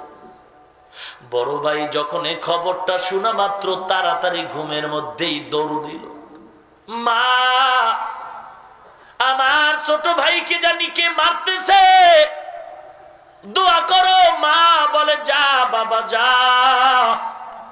আমরা বুড়া হয়ে গেছি, দৌড় দেওয়ার শক্তি নাই, বাবা তোর বুড়া। বড় ভাই এমন একটা দৌড় দিয়া পথিমধ্যে আসার খাইয়া পড়ে গেছে, তারপর ওদিকে তাকায় নাই। এমন জোরে দৌড় দিয়া ছোট ভাইয়ের এমন জোরে দুই হাত দিয়া আঞ্জা করে ধরছে, ডাক দিয়া কয় তোরা আমাকে মার, তারপর আমার ভাইয়ের গায়ে হাত দিস, পারলে তোরা আমার মার। কারণ এই ছোট ভাইরে বড় বানাইতে গিয়ে কত কষ্ট করেছি, এই ছোট ভাইরে দিয়ে কোনোদিন বোঝাও টানাই নাই, এই ছোট ভাইরে কত আদর করছে আমার মা আমার বাবা। এই ছোট ভাইরে লেখাপড়া শিখাইতে গিয়ে আমি লেখাপড়া করতে পারি নাই, মা বৃদ্ধা হয়ে গেছে, বাবায় বুড়া, কামাই করার শক্তি নাই। আমি লেখাপড়া বাদ দিয়া মা বাবারে বলছি রে মা, আমি এখন কামাই করে তোমাদেরও খাওয়াই, ছোট ভাইয়ের লেখাপড়ার খরচ দেই, আমি আর লেখাপড়া করব না। আজকে তোরা আবার ভাইরে মারিস না, যতই ঝগড়া করি না কেন, তবে ভাইয়ের বিপদের খবর শুনলে রক্তের টানে সহ্য করতে পারি না। যতই ভাইরে ধমক দেই গালি দেই, তবে ভাইয়ের কান্না সহ্য করতে পারি না। খবরদার আমার ভাইরে মারবি না, পারলে আমার গায়ে হাত দে, কত মারবি আমাকে মার, যদি জেলে নাও আমাকে নে, তারপর আমার ছোট ভাইরে মারিস না। এই ভাইয়ের কত প্রস্রাব আমার গায়ে লাগাইছি, জামায় লাগাইছি, কিন্তু বড় ভাই ছোট ভাইয়ের লেখাপড়ার খরচ যোগান দিতে গিয়া লেখাপড়া বড় ভাইয়ের হয় নাই। এখনো জানি কত বড় ভাইরা ছোট ভাইয়ের লেখাপড়ার খরচ দেয়, কামাই করে আছে না নাই? ছোট ভাইয়ের লেখাপড়া করাবার পর ছোট ভাই সার্টিফিকেট উঠায় চাকরি পাইল, 50,000 টাকা বেতন। বড় ভাই কোন রকম বাড়ি থাকে, কৃষি কাজ করে, জীবন চালায়, ছোট সংসার। ছোট ভাই লেখাপড়ার গরমে চাকরি করে টাকা পায়, বড় ভাইকে জিজ্ঞাসাও করে না। ঈদের দিন, ঈদের আগের রাত ছোট ভাই ঢাকা থেকে মার্কেট করে বিবির জন্য, সন্তানের জন্য জামা কাপড়ের মার্কেট করে বাড়ি যায়। বাড়ি গিয়া বড় ভাইয়ের ঘর পাশে, খবর নাই। ছোট ভাই নিজের ঘরের মধ্যে গিয়া দরজা বন্ধ করে বিবিরে কয়, ও বিবি, তোমার জন্য রং বেরঙের কাপড় আনছি, আমার ছেলে মেয়েদের জামা কাপড় দাও। বিবি এবার আঞ্জা করে এবার নিজে সুন্দর সুন্দর কাপড় পরিধান করতেছে।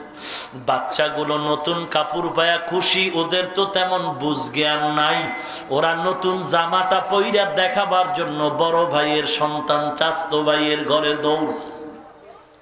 বড় কাকার ঘরে গিয়া কয়, ও চাচা, আমার আব্বু আমগো জন্য জামা কাপড় আনছে। এইবার বড় ভাইয়ের সন্তানগুলো ওদের গায়ে জামা কাপড় দেখ, দৌড়াইয়া বাবার গলা জড়ায়, আব্বু আমাদের কেন তুমি নতুন জামা কাপড় দাও না? বড় ভাই ডাক দিয়ে কয়, ওরে তোর কাকার টাকা আছে, আমার টাকা আসে নাই, একটু ধৈর্য ধর, আমিও যদি টাকা পাই দিব। এই কথা বলে বাচ্চাগুলোর সান্ত্বনা দিয়া জানালাটা আটকায় গামছাটা চোখের সামনে দিয়া বড় ভাই একা একা বসে বসে কান্না করে আর বলে, রে মালিক, এত কষ্ট করে ছোট ভাইরে লেখাপড়া শিখাইয়া বড় শিক্ষিত বানাই, আমি যদি ওর দিকে নজর না রাখা লেখাপড়া করতাম আমিও তো বড় কিছু হতে পারতাম। আজ আমার এই অবদান কেউ ভুলে গেছে, খবরও নাই না। চাকরি করে টাকা পায়, বেতন নেয়, জামা কাপড় পরতেছে। ও টাকার উপরে আমার লোভ নাই, তবে আমার বাচ্চাগুলোর যদিও দুইটা জামা দিত কি ক্ষতি হইতো। আজকে আমি বাচ্চাগুলোর চেহারা দিয়ে তাকায় সহ্য করতে পারি না। ওরে মালিক, তুমি এমন গরিব বানাইছো, এমন গরিব বানাইছো রে মালিক, বাচ্চাদের সামনে তুমি লজ্জা দিও না রে মালিক। জামা কাপড় কেনার মতো টাকা পয়সার ব্যবস্থা করে দাও। ভাইয়ের জন্য ভাইয়ের কি টান। ইউসুফ নবীকে বাবাই বড় আদর করে, 10টা ভাই সব ভাইয়ের গায়ে জ্বালা হলো, মেজাজ গরম। ইউসুফের এত আদর কেন করে? আমরা 10 ভাইরে আব্বা আদর করে না কেন? ওরে ভাই, হিংসায় বশীভূত হইয়া পাগলের মতো করে কি করা যায়? গোপনে বৈঠক করে ইউসুফের হত্যা করা লাগবে, না হয় বাবার মন পাবো না। কিন্তু বাবাই কেন ইউসুফের আদর করে ওরা তো বুঝে না। কারণ ইউসুফ নবী দুনিয়াতে ভূমিষ্ঠ হওয়ার পরের বছর ছোট ভাই বিনিয়ামিনও দুনিয়াতে আসলো। পরাপর বছরের আগামাথায় 2 সন্তান জন্ম নেয়ার পর মা এই ভারসাম্য সহ্য করতে না পেরে মৃত্যুবরণ করলো। ইয়াকুব নবী দেখে ওর মা নাই, বড় এতিম। মায়ের আদর তো আমি দিতে পারবো না, তবে যতটুকু সম্ভব আমি চেষ্টা করি। 10 ভাই পরামর্শ নিয়ে সিদ্ধান্ত নিয়েছে ওরে হত্যা করব। 10 ভাইয়ের বড় ভাই বলে, না না ইউসুফের তোরা হত্যার চিন্তা করিস না। বড় ভাইয়ের দিলটা বড়, যদিও সৎ ভাই, তবে মায়া জমে গেছে। কয়, না তোরা এতটুকু কর, পারলে দেশান্তরী করে দে। বলে ঠিক আছে। বাবার সামনে থেকে ইউসুফরে ফিরায় নাও। কৌশল করে ইউসুফরে নেওয়ার জন্য সবাই বাবার সামনে গিয়া কয়, বাবা আমরা শক্তিশালী দল, ইউসুফকে দাও, খেলার ময়দানে নিয়ে যাব। ইয়াকুব নবী স্বপ্ন যোগে আগেই সতর্ক হয়েছে, 10টা বাঘ ইউসুফের খেয়ে ফেলতেছে। ওই 10টা বাঘ হলো 10টা ভাই। ইয়াকুব নবী গোপন রাখে, কথা প্রকাশ না করে বলে, আমি ভয় পাই বাঘে খেয়ে ফেলবে জঙ্গলে। 10 ভাই বলে, না রে বাবা, চিন্তার কারণ নাই, আমাদের দিয়া দাও, আমরা হেফাজতের সাথে রাখবো।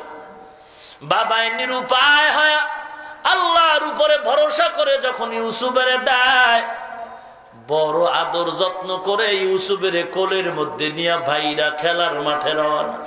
উদ্দেশ্য খারাপ, ইউসুফের আজকে হাত পাও বেঁধে জঙ্গলের কূপের মধ্যে ফেলে দিবে, যেন মরে যায়। বাবার খবর নাই। বৃদ্ধ বাবা ইয়াকুব পথের দিকে তাকায় তাকায় কান্না করে, আমার ইউসুফ নাই। স্বপ্ন যোগে টের পাইছি তোরা তো ইউসুফের আর আমার কোলে ফিরাই দিবি। অথচ ইউসুফের চেহারা দিয়ে তাকাইলে আমার কলিজা ঠান্ডা হয়ে যেত। ইয়াকুব নবী রাতের বেলা যখন নামাজে দাঁড়াইতেন, বাতি লাগতো না, ইউসুফের চেহারায় ঘর আলো হয়ে যেত।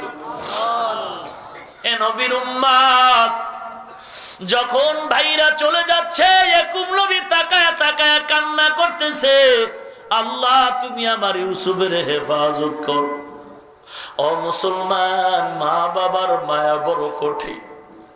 যখন ছোটবেলা মাদ্রাসায় পড়তাম, পরীক্ষার বন্ধ পাইয়া 1 সপ্তাহ ছুটি নিয়ে বাড়ি যাইতাম। বহুদূর 50 টাকা বাস ভাড়া দিয়া বাড়ি যাইতাম। ছোট সময় তখন কোরআন শরীফ পড়ি, কোন রকম কিতাবাদি পড়ি, তখনের ঘটনা।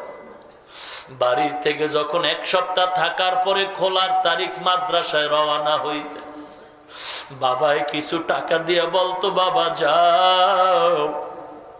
দেখতাম গোপনে আবার মা কোথা থেকে জানি কিছু টাকা আমার হাতে দিত, আর দেখতাম মায়ের চোখের পানিগুলো গাল বেয়ে বেয়ে পড়ত। মা বলতো এই টাকা দিলাম তোর বাবায় দিছে, ভাড়ার টাকা আমি দিলাম, তুই মাঝে মাঝে কিছু মনে চাইলে দোকান থেকে কিনে খাস। দেখতাম বাবা আমাকে বিদায় দিয়া ঘরের বিছানায় শুয়ে রয়েছে, আর বের হয় নাই। আর আমার মাকে দেখতাম সে হাইটা হাইটা ঘরের থেকে বেরোয়া দরজা পর্যন্ত গেছে। আমি দরজা ছাইরা যখন বহু দূরে, মাঝে মাঝে পিছন দিকে তাকায় দেখতাম খেজুর গাছের গোড়ায় দাঁড়ায় দাঁড়ায় মা কান্না করে, চোখের পানিগুলো বুঝতেছে খেজুর গাছের বাম কিনারায় মা। একটু ছিদ্র দিয়ে আমাকে দেখা যায়, মা তাকায় তাকায় আমাকে দেখে আর কান্না করে। আবার হঠাৎ পেছনে তাকায় দেখতাম একটু আগে মা খেজুর গাছের বাম কিনারায় ছিল, এখন ডান কিনারায় কেন? তখন বুঝি নাই, এখন ভালো করে বুঝি। বাম কিনারা দিয়ে যখন দেখতো আমি মা সন্তান আড়াল হয়ে গেছি, মা পাগলনির মতো ডান কিনারা দিয়ে তাকাইতো আমাকে দেখার জন্য আমার পাগল মা। ওই ইয়াকুব নবী কাঁদে আর বলে, রে মালিক, ইউসুফের তোরা নিয়ে যায় আর পাবো না, ওর মা নাই, বড় এতিম, জীবনে মা বলে ডাক দিতে পারে না ইউসুফ। ওরে দয়ার মালিক তুমি হেফাজত করিও। বাবার চোখের আড়াল যখন হয়ে গেছে, ইউসুফ নবীর জঙ্গলের কিনারায় নিয়ে এবার ভাইরা ধইরা ধইরা মারতেছে। এক ভাই মারে আর কয় তোরে এখন মারলে কোন বাবায় ফিরাবে। এক ভাই মারার পরে আর একজনের হাতে দিয়ে কয় তুই মার। শিশু নবী ইউসুফ কাঁদে আর কয় ভাই গো, দুনিয়াতে আমার মা নাই, আমি বড় এতিম, আমি তোমাদের সাথে কোনোদিন বেয়াদবি করি নাই, কেন আমাকে মারো? আমাকে আর মারিও না, আমার বাবার কান্না সহ্য করা যাবে না রে ভাই। আমার বাবায় যদি শুনে তোমরা আমাকে মারতেছো, বাবায় বেহুশ হয়ে যাবে। এইবার কূপের কিনারায় নেওয়ার পর যখন হাতে পায়ে রশি লাগায় জামাটা খুলতেছে, ইউসুফ নবী শিশু নবী আল্লাহর দরবারে রহমতের আশায় দাঁড়ায় তাকায় আছে।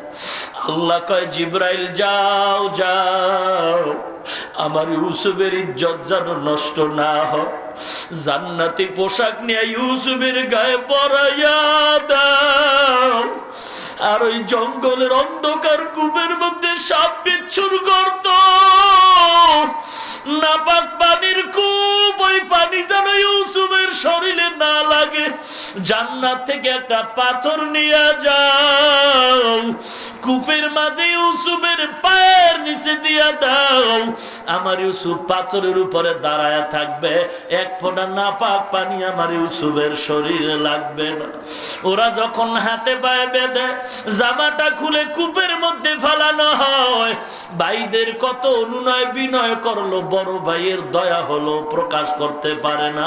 অন্য ভাইরা হয়তো আবার সন্দেহ করে আমার উপরে হামলা করবে। যখন নিচে যাওয়ার পরে রশিটা কেটে দিছে, পাথরের উপরে ইউসুফ নবী দাঁড়ায় গেল, আর অন্ধকার কূপ ইউসুফ নবীর চেহারায় আলো হয়ে গেল। ভাইরা এবার জামা কাপড়ে রক্ত লাগায় কৃত্রিমতার সাথে এসার সময় হাজির। বাবা কান্না করে বলে, এই যে ইউসুফের বাগে খেয়ে ফেলছে এই জামা।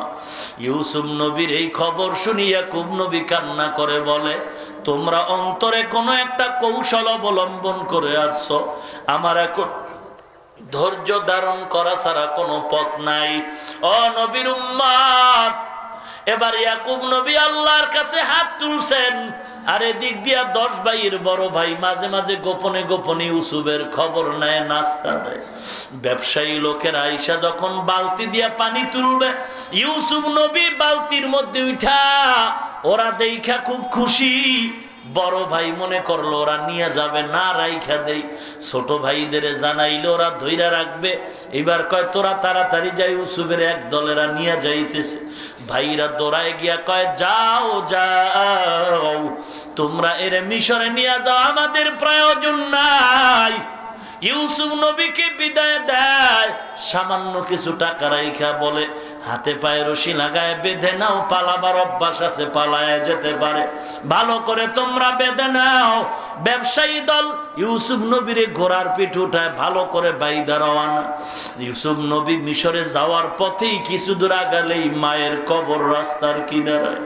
ইউসুফ নবী ঘোড়ার পিঠ থেকে লাফ দিয়ে কবরের কিনারায় হাউ মাউ করে কান্না করে। আর ওই ভাইদের থেকে বিদায় বেলা একটু সালাম জানায়।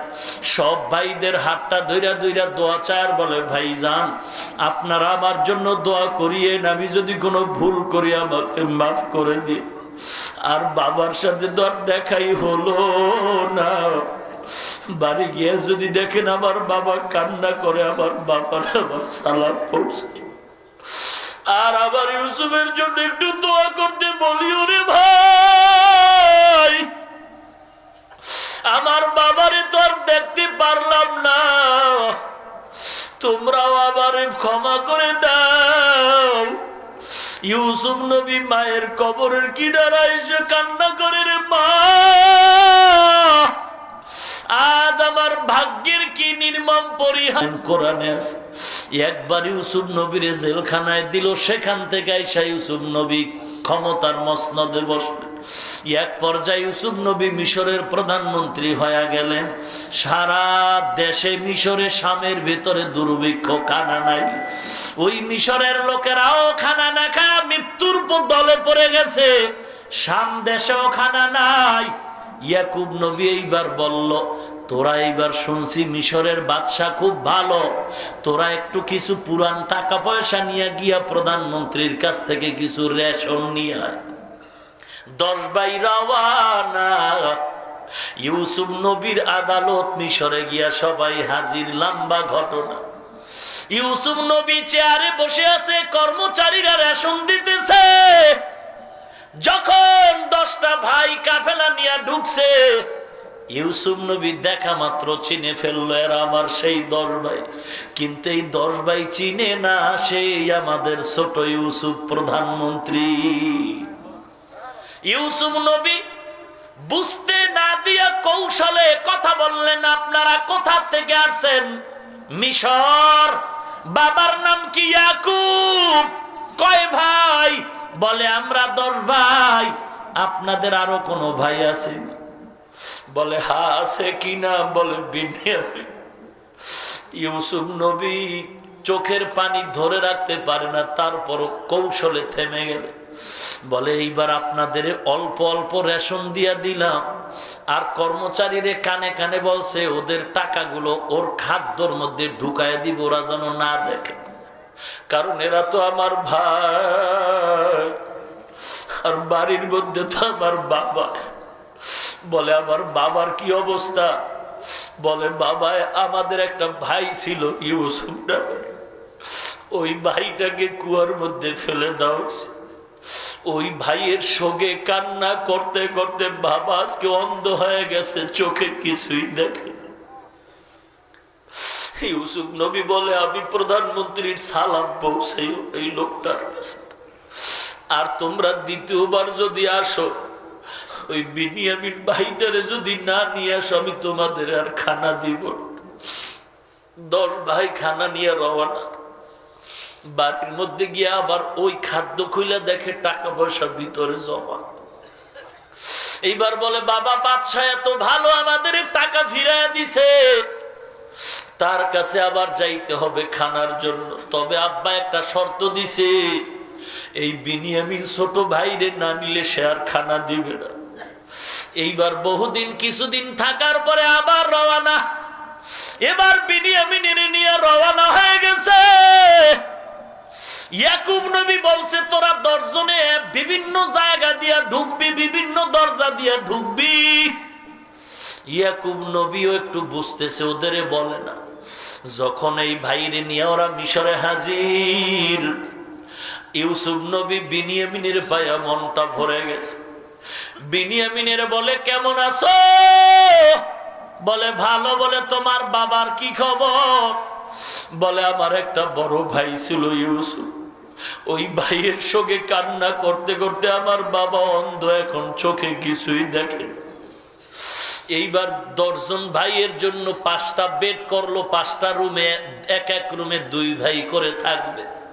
10 ভাইয়ে 5 রুমের সিট নিল, বাকি রইল বিনিয়ামিন। ইউসুফ নবী কৌশল করে কয় আপনারা এক রুমে 2 জন, এই বিনিয়ামিন তো একা, এখন ওরে কোন রুমে দেই? আপনারা যদি মনে কষ্ট না নেন, এই বান্দাটারে আমার সাথে রাত্রে রাখবো। ইউসুফ নবী কৌশল করেছে ভাইরে ওদের সাথে দিব না। এইবার কয় ঠিক আছে বাদশা, আপনার সাথেই রাখেন। আজ রাত ইউসুফ নবীর ঘুম নাই। গভীর রাতে বিনিয়ামিনের পাশে বসায়া গলা জড়ায়া একবার কান্না করে, বিনিয়ামিন আমার চিনো, আমি তোর সেই বড় ভাই ইউসুফ, কৌশল করে নিয়ে আসি, ঘুমাস না। কোরআন শরীফে বিস্তারিত ঘটনা আল্লাহ বর্ণনা করেছে। ও নবীর উম্মত, দুনিয়াতে ভাই ভাইয়ের জন্য এত আপন, এই জন্য আল্লাহ বলেন কিয়ামতের ময়দানে সেই ভাই সর্বপ্রথম ভাইকে ভুলে যাবে। কেমন কঠিন হাসরের মাঠ হলে সন্তান মা ভুলে যাবে, ভাই ভাইকে ভুলে যাবে। জাহান্নামের আওয়াজ, কঠিন আওয়াজ, আপন বলতে কেউ নাই। জাহান্নাম বলবে মালিক আমার পেটে ক্ষুধা, বেনামাজি কই, তাড়াতাড়ি বেনামাজি গুনাহগার গুলো আমাকে দাও, ক্ষুধা লাগছে। আল্লাহ বলবে বিচার শুরু করছি, একটু শেষ করতে দাও, ধৈর্য ধারণ করো। জাহান্নাম ধৈর্য ধারণ করবে না। জাহান্নামের এমন বিকট আওয়াজ, জাহান্নামের আওয়াজে হাসরের ময়দানটা থর থর থর থর করে কাঁপতে থাকবে। আল্লাহ বলবেন 70,000 শিকল লাগায় ধরে রাখ। ফেরেশতারা শিকল লাগায় ধরে রাখতে পারবে না, এক একটা শিকলের গোড়ায় 70,000 ফেরেশতা। আমার মায়ার নবী জাহান্নামের এই কঠিন আওয়াজে সিজদায় পড়ে কাঁদবেন আর বলবেন রে মালিক, আমার উম্মত যেন জাহান্নামে না যায়, আমার উম্মত গুলোরে যেন জাহান্নামে ধরে না। আল্লাহ পাক বলবেন ও ফেরেশতা, জাহান্নামকে ধরে রাখো, বলে পারি না।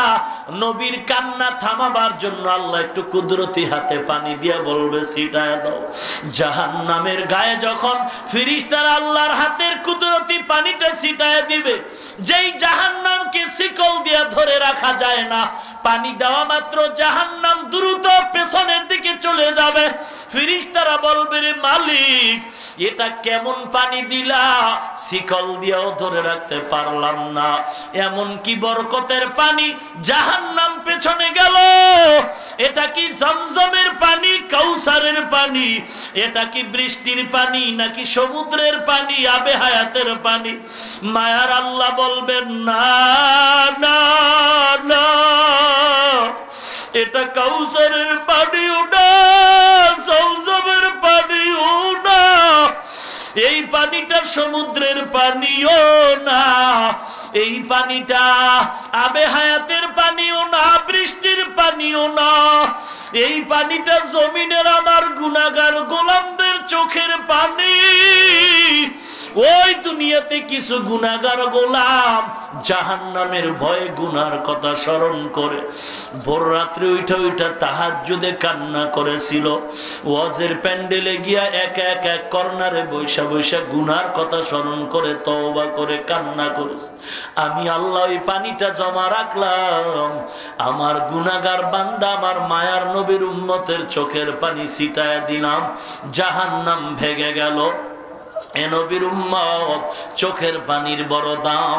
ওয়া আম্মা মান খাফা মাকামা রাব্বিহি ওয়া নাহান নাফসা আনিল হাওয়া ফাইন্নাল জান্নাতা হিয়াল মাওয়া। আল্লাহর ভয়, হাসরের দিন আল্লাহর আদালতে দাঁড়ায়া জবাব দেওয়ার ভয়ে ঢুকায় গুনাহ ছেড়ে দাও। এ যুবক, পায়ে হাত দিয়া বলি, দাড়ি কেটে নবীরে কাঁদায় না, নামাজ বাদ দিয়া নবীরে কাঁদায় না। তোমার মতো যুবক দাড়িওয়ালা নামাজি র‍্যাব, আর্মি, পুলিশ, বিডিআর স্কুলে পড়ে, কলেজে পড়ে, ছাত্র, কোটি টাকার ব্যবসা করে, অভাব নাই। তুমি কেন নামাজ পড়তে পারলা না, দাড়িটা রাখতে পারলা না? অবশ্যই তোমার কপাল থেকে হেদায়াত চলে যাচ্ছে। অনুরোধ করি, তওবা করো, আল্লাহর কাছে চোখের পানি ছেড়ে দাও। সন্তান যদি মায়ের মহব্বতে আর ভয়ে কান্না করে, ওস্তাদ জোস্তাদের ভয়ে যদি ছাত্র কান্না করে, আল্লাহর মহব্বত আর ভয় কি এতই কম? একটু কি আল্লাহর ভয়ে গুনার কারণে চোখে পানি আসতে পারে না? ওরে আল্লাহর কাছে কি তাওফিকও চাইতে পারো না রে যুবক? এতটুকু কি আল্লাহকে বলতে পারো না রে, আল্লাহ গুনার কারণে দিলটা শক্ত, চোখে পানি নাই। কোরআনের মজলিসে, কোরআনের বরকতে তুমি আমার চোখে পানি দাও, কান্না দাও। আয় আল্লাহ, তুমি কান্নাওয়ালা চক্ষু দাও। চোখের পানির এত দাম, আমার মায়ার নবীকেও বেঈমানেরা কম কাদায় নাই। জন্মভূমিতে থাকতে দেয় নাই, বেঈমানেরা তাড়ায় দিল জন্মভূমি থেকে। ও নবীর উম্মতের দল, কোন দিন যেন মৌতের পরওয়ানা জারি হয়। ও যুবক, কত মানুষ বাসের তলে পানিতে ডুবে ঘুমের বিছানায় মরে যায়। অতএব তওবা করো, নামাজ ছাড়বা না, দাড়ি কাটবা না। আল্লাহর মহব্বতে খাঁটি নিয়তে তওবা করো। নিয়ত এমন খাঁটি করো, গলার মধ্যে যদি ছুরিও লাগায় দাও, তারপরও দাড়ি কাটবো না, নামাজ ছাড়বো না, নবীরে কাঁদাবো না। তোমার আমার মতো যুবক, দাড়িওয়ালা নামাজি, কৃষি কাজ করে, শ্রমিকের কাজ করে, ড্রাইভারি করে, অভাব নাই। অতএব আল্লাহর মোহাব্বত যদি থাকে মুমিন, জীবনে নামাজ ছাড়বা না, দাড়ি কখনো কাটবা না। আল্লাহর মোহাব্বত আর ভয় যদি হয়, খাঁটি নিয়তে মুনাফিকি নাই। নবীর মোহাব্বতে খাঁটি নিয়তে দুটো হাত আল্লাহকে দেখায় দাও। আয় আল্লাহ সকলের হাতগুলো কবুল করেন আল্লাহ। জাহান্নামের ভয় অন্তরে ঢুকায়া দেন আল্লাহ। আয় আল্লাহ, দাড়িওয়ালা নামাজি বানায় দেন। মুসিবতের ধৈর্য ধারণ করার তৌফিক দান করেন আল্লাহ। ঈমান আমল মজবুত করে দেন, বাতিলের মোকাবেলায় বিজয়ী করে দেন। আয় আল্লাহ, নিয়ত পূরণে ধৈর্য দান করেন আল্লাহ। বেশি বেশি নেক আমলের জন্য কবুল করে নেন। দুনিয়ার কামাই রুজি, ব্যবসা চাকরিতে বরকত দান করেন আল্লাহ। আপনার রাজি খুশি অনুযায়ী নবীজির তরিকায় চলার মতো তৌফিক দান করেন, বলেন আমিন।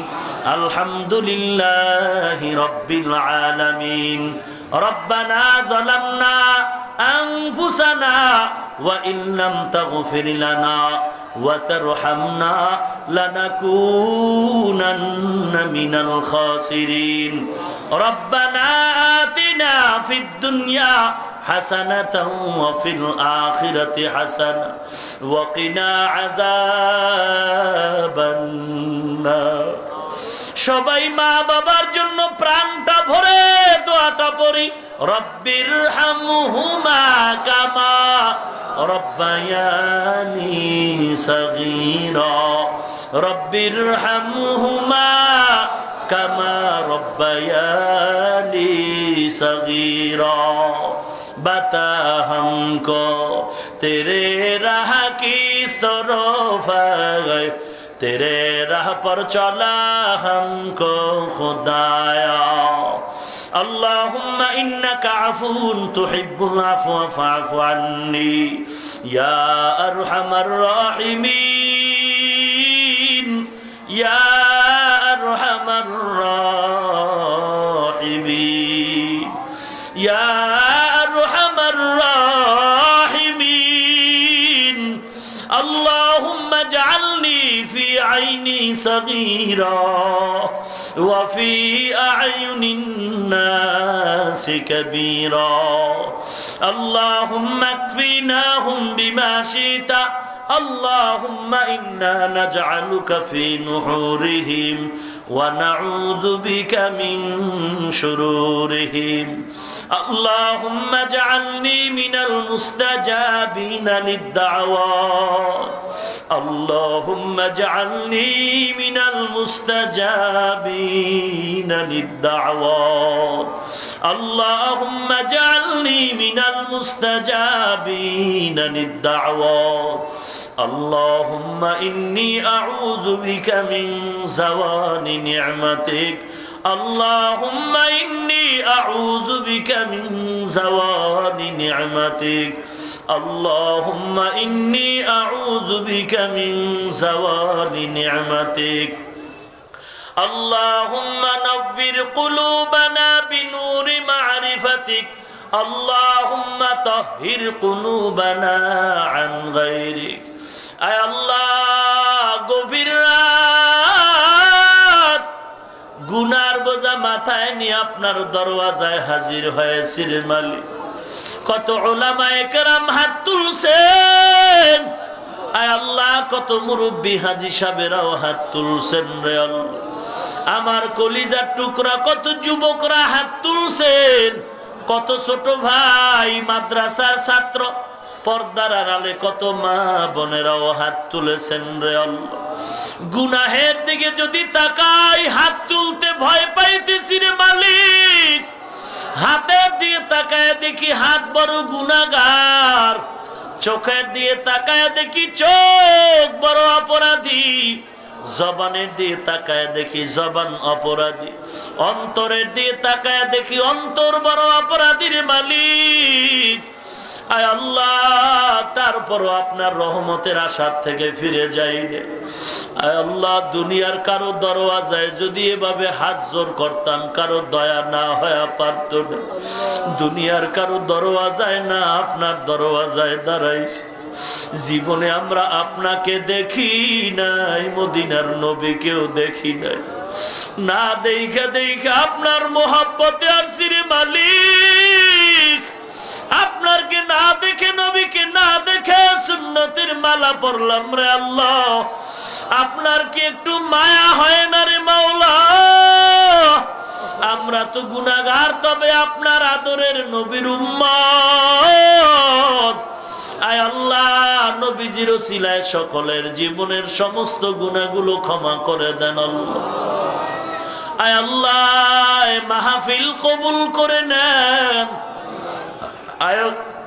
যারা আয়োজন করেছে টাকা পয়সা পরামর্শ দিয়েছে মাইক লাইট প্যান্ডেল দিয়ে যে যতটুকু সহযোগিতা করেছে কবুল করেন আল্লাহ আয় আল্লাহ এলাকাবাসী মসজিদ কমিটি যারা যে যতটুকু আয়োজনে খেদমত করেছে কবুল করেন এ মাহফিল নাজাতের উসিলা বানায় দেন আয় আল্লাহ 5 ওয়াক্ত নামাজি হিসাবে কবুল করে নেন আয় আল্লাহ যারা অভাবী অভাব দূর করে দেন আয় আল্লাহ যারা ঋণগ্রস্ত ঋণ আদায়ের ব্যবস্থা করে দেন লেখাপড়া যারা করে পরীক্ষার্থী সফলতা দান করে দেন যারা ব্যবসা করে চাকরি করে তাদের চাকরি ব্যবসা কামাই রুজিতে বরকত দান করে আয় আল্লাহ কারো হাত ফিরায় দিয়েন না রে মালিক সকলের দোয়া কবুল করেন আল্লাহ ঘরে ঘরে কোরআন সুন্নাহর বাতি জ্বালায় দেন আল্লাহ মা বোনদের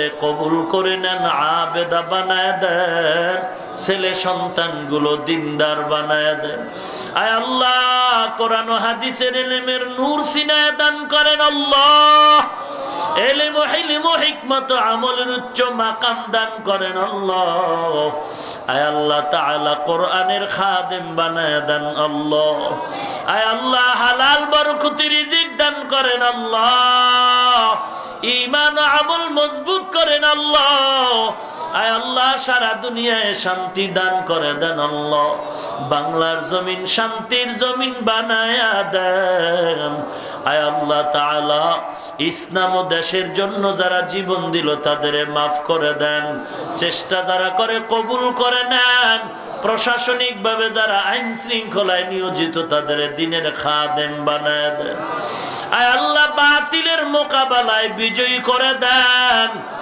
ঈমান ও আমলের শক্তি বাড়ায় দেন আল্লাহ। ইসলামের সাইনবোর্ড ব্যানার ব্যবহার করে যারা ধোঁকা দেয় তাদের হেদায়েত দান করেন। আয় আল্লাহ, ইসলামের ব্যানার ব্যবহারকারী মুনাফিক থেকে হেফাজত করেন আল্লাহ। আয় আল্লাহ, ঈমান আমলের শক্তি বাড়ায় দেন। আয় আল্লাহ, বেশি বেশি নেক আমলের তৌফিক দান করেন আল্লাহ। আয় আল্লাহ, ইখলাস ওয়ালা জিন্দেগি দান করেন আল্লাহ। কথার ভিতরে আওয়াজের ভিতরে নূর ইখলাস দান করেন আল্লাহ। মোনাজাতের পরে সবাই ঘরে চলে যাবে, কেউ গিয়ে দেখবে মা এখনো ঘুমায় নাই, সন্তানের অপেক্ষা করতেছে।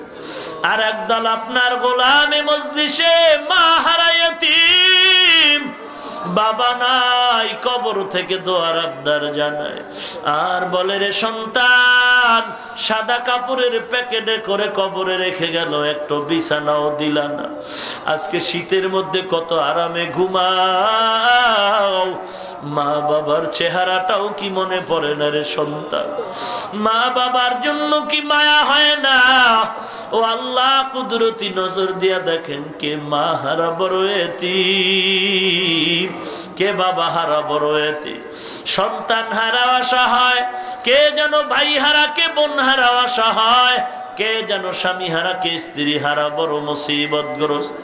ও আল্লাহ, কোরআনের বরকতে সকল কবর জান্নাতের বাগান বানায় দেয়। যারা বেঁচে আছেন হায়াত বাড়ায় দেন, ও অসুস্থ যারা সুস্থতা দান করেন আল্লাহ। আপনার মতো ডাক্তার কেউ নাই, কুদরতি ফয়সালায় সুস্থ করেন আল্লাহ। ঈমান ও আমল মজবুত করে দেন। আয় আল্লাহ, কোরআনের নূর সিনায় দান করেন আল্লাহ। আয় আল্লাহ, সমস্ত ষড়যন্ত্রকারীর ষড়যন্ত্র থেকে হেফাজত করেন। জিন শয়তান মানুষ শয়তান থেকে হেফাজত করেন আল্লাহ। আয় আল্লাহ, সারা দুনিয়ায় কবুল করে নেন। আয় আল্লাহ, কুদরতি হাতে চলার পথে হেফাজত করেন। আয় আল্লাহ তাআলা, কোরআন সুন্নাহর ইলমের নূর সিনাটা ভরপুর করে দেন, জ্ঞানের গভীর ভান্ডার খুলে দেন আল্লাহ। আয় আল্লাহ, কাউকে ফেরত দিয়েন না রে মালিক। জীবনে একবারও যদি হয়, সুন্দর কাবা ও মদিনা জিয়ারতের তৌফিক দান করেন আল্লাহ। আমরা যারা গিয়েছি বারবার যাওয়ার তৌফিক দান করেন আল্লাহ। আয় আল্লাহ, রাসূলের সুন্নাতের উপরে আমল করার তৌফিক দান করেন আল্লাহ। রব্বুল আলামিন হালাল বরকতে রিজিক দান করেন আল্লাহ। আয় আল্লাহ, মিথ্যা মামলায় যারা জড়িত মুক্তির ব্যবস্থা করেন আল্লাহ।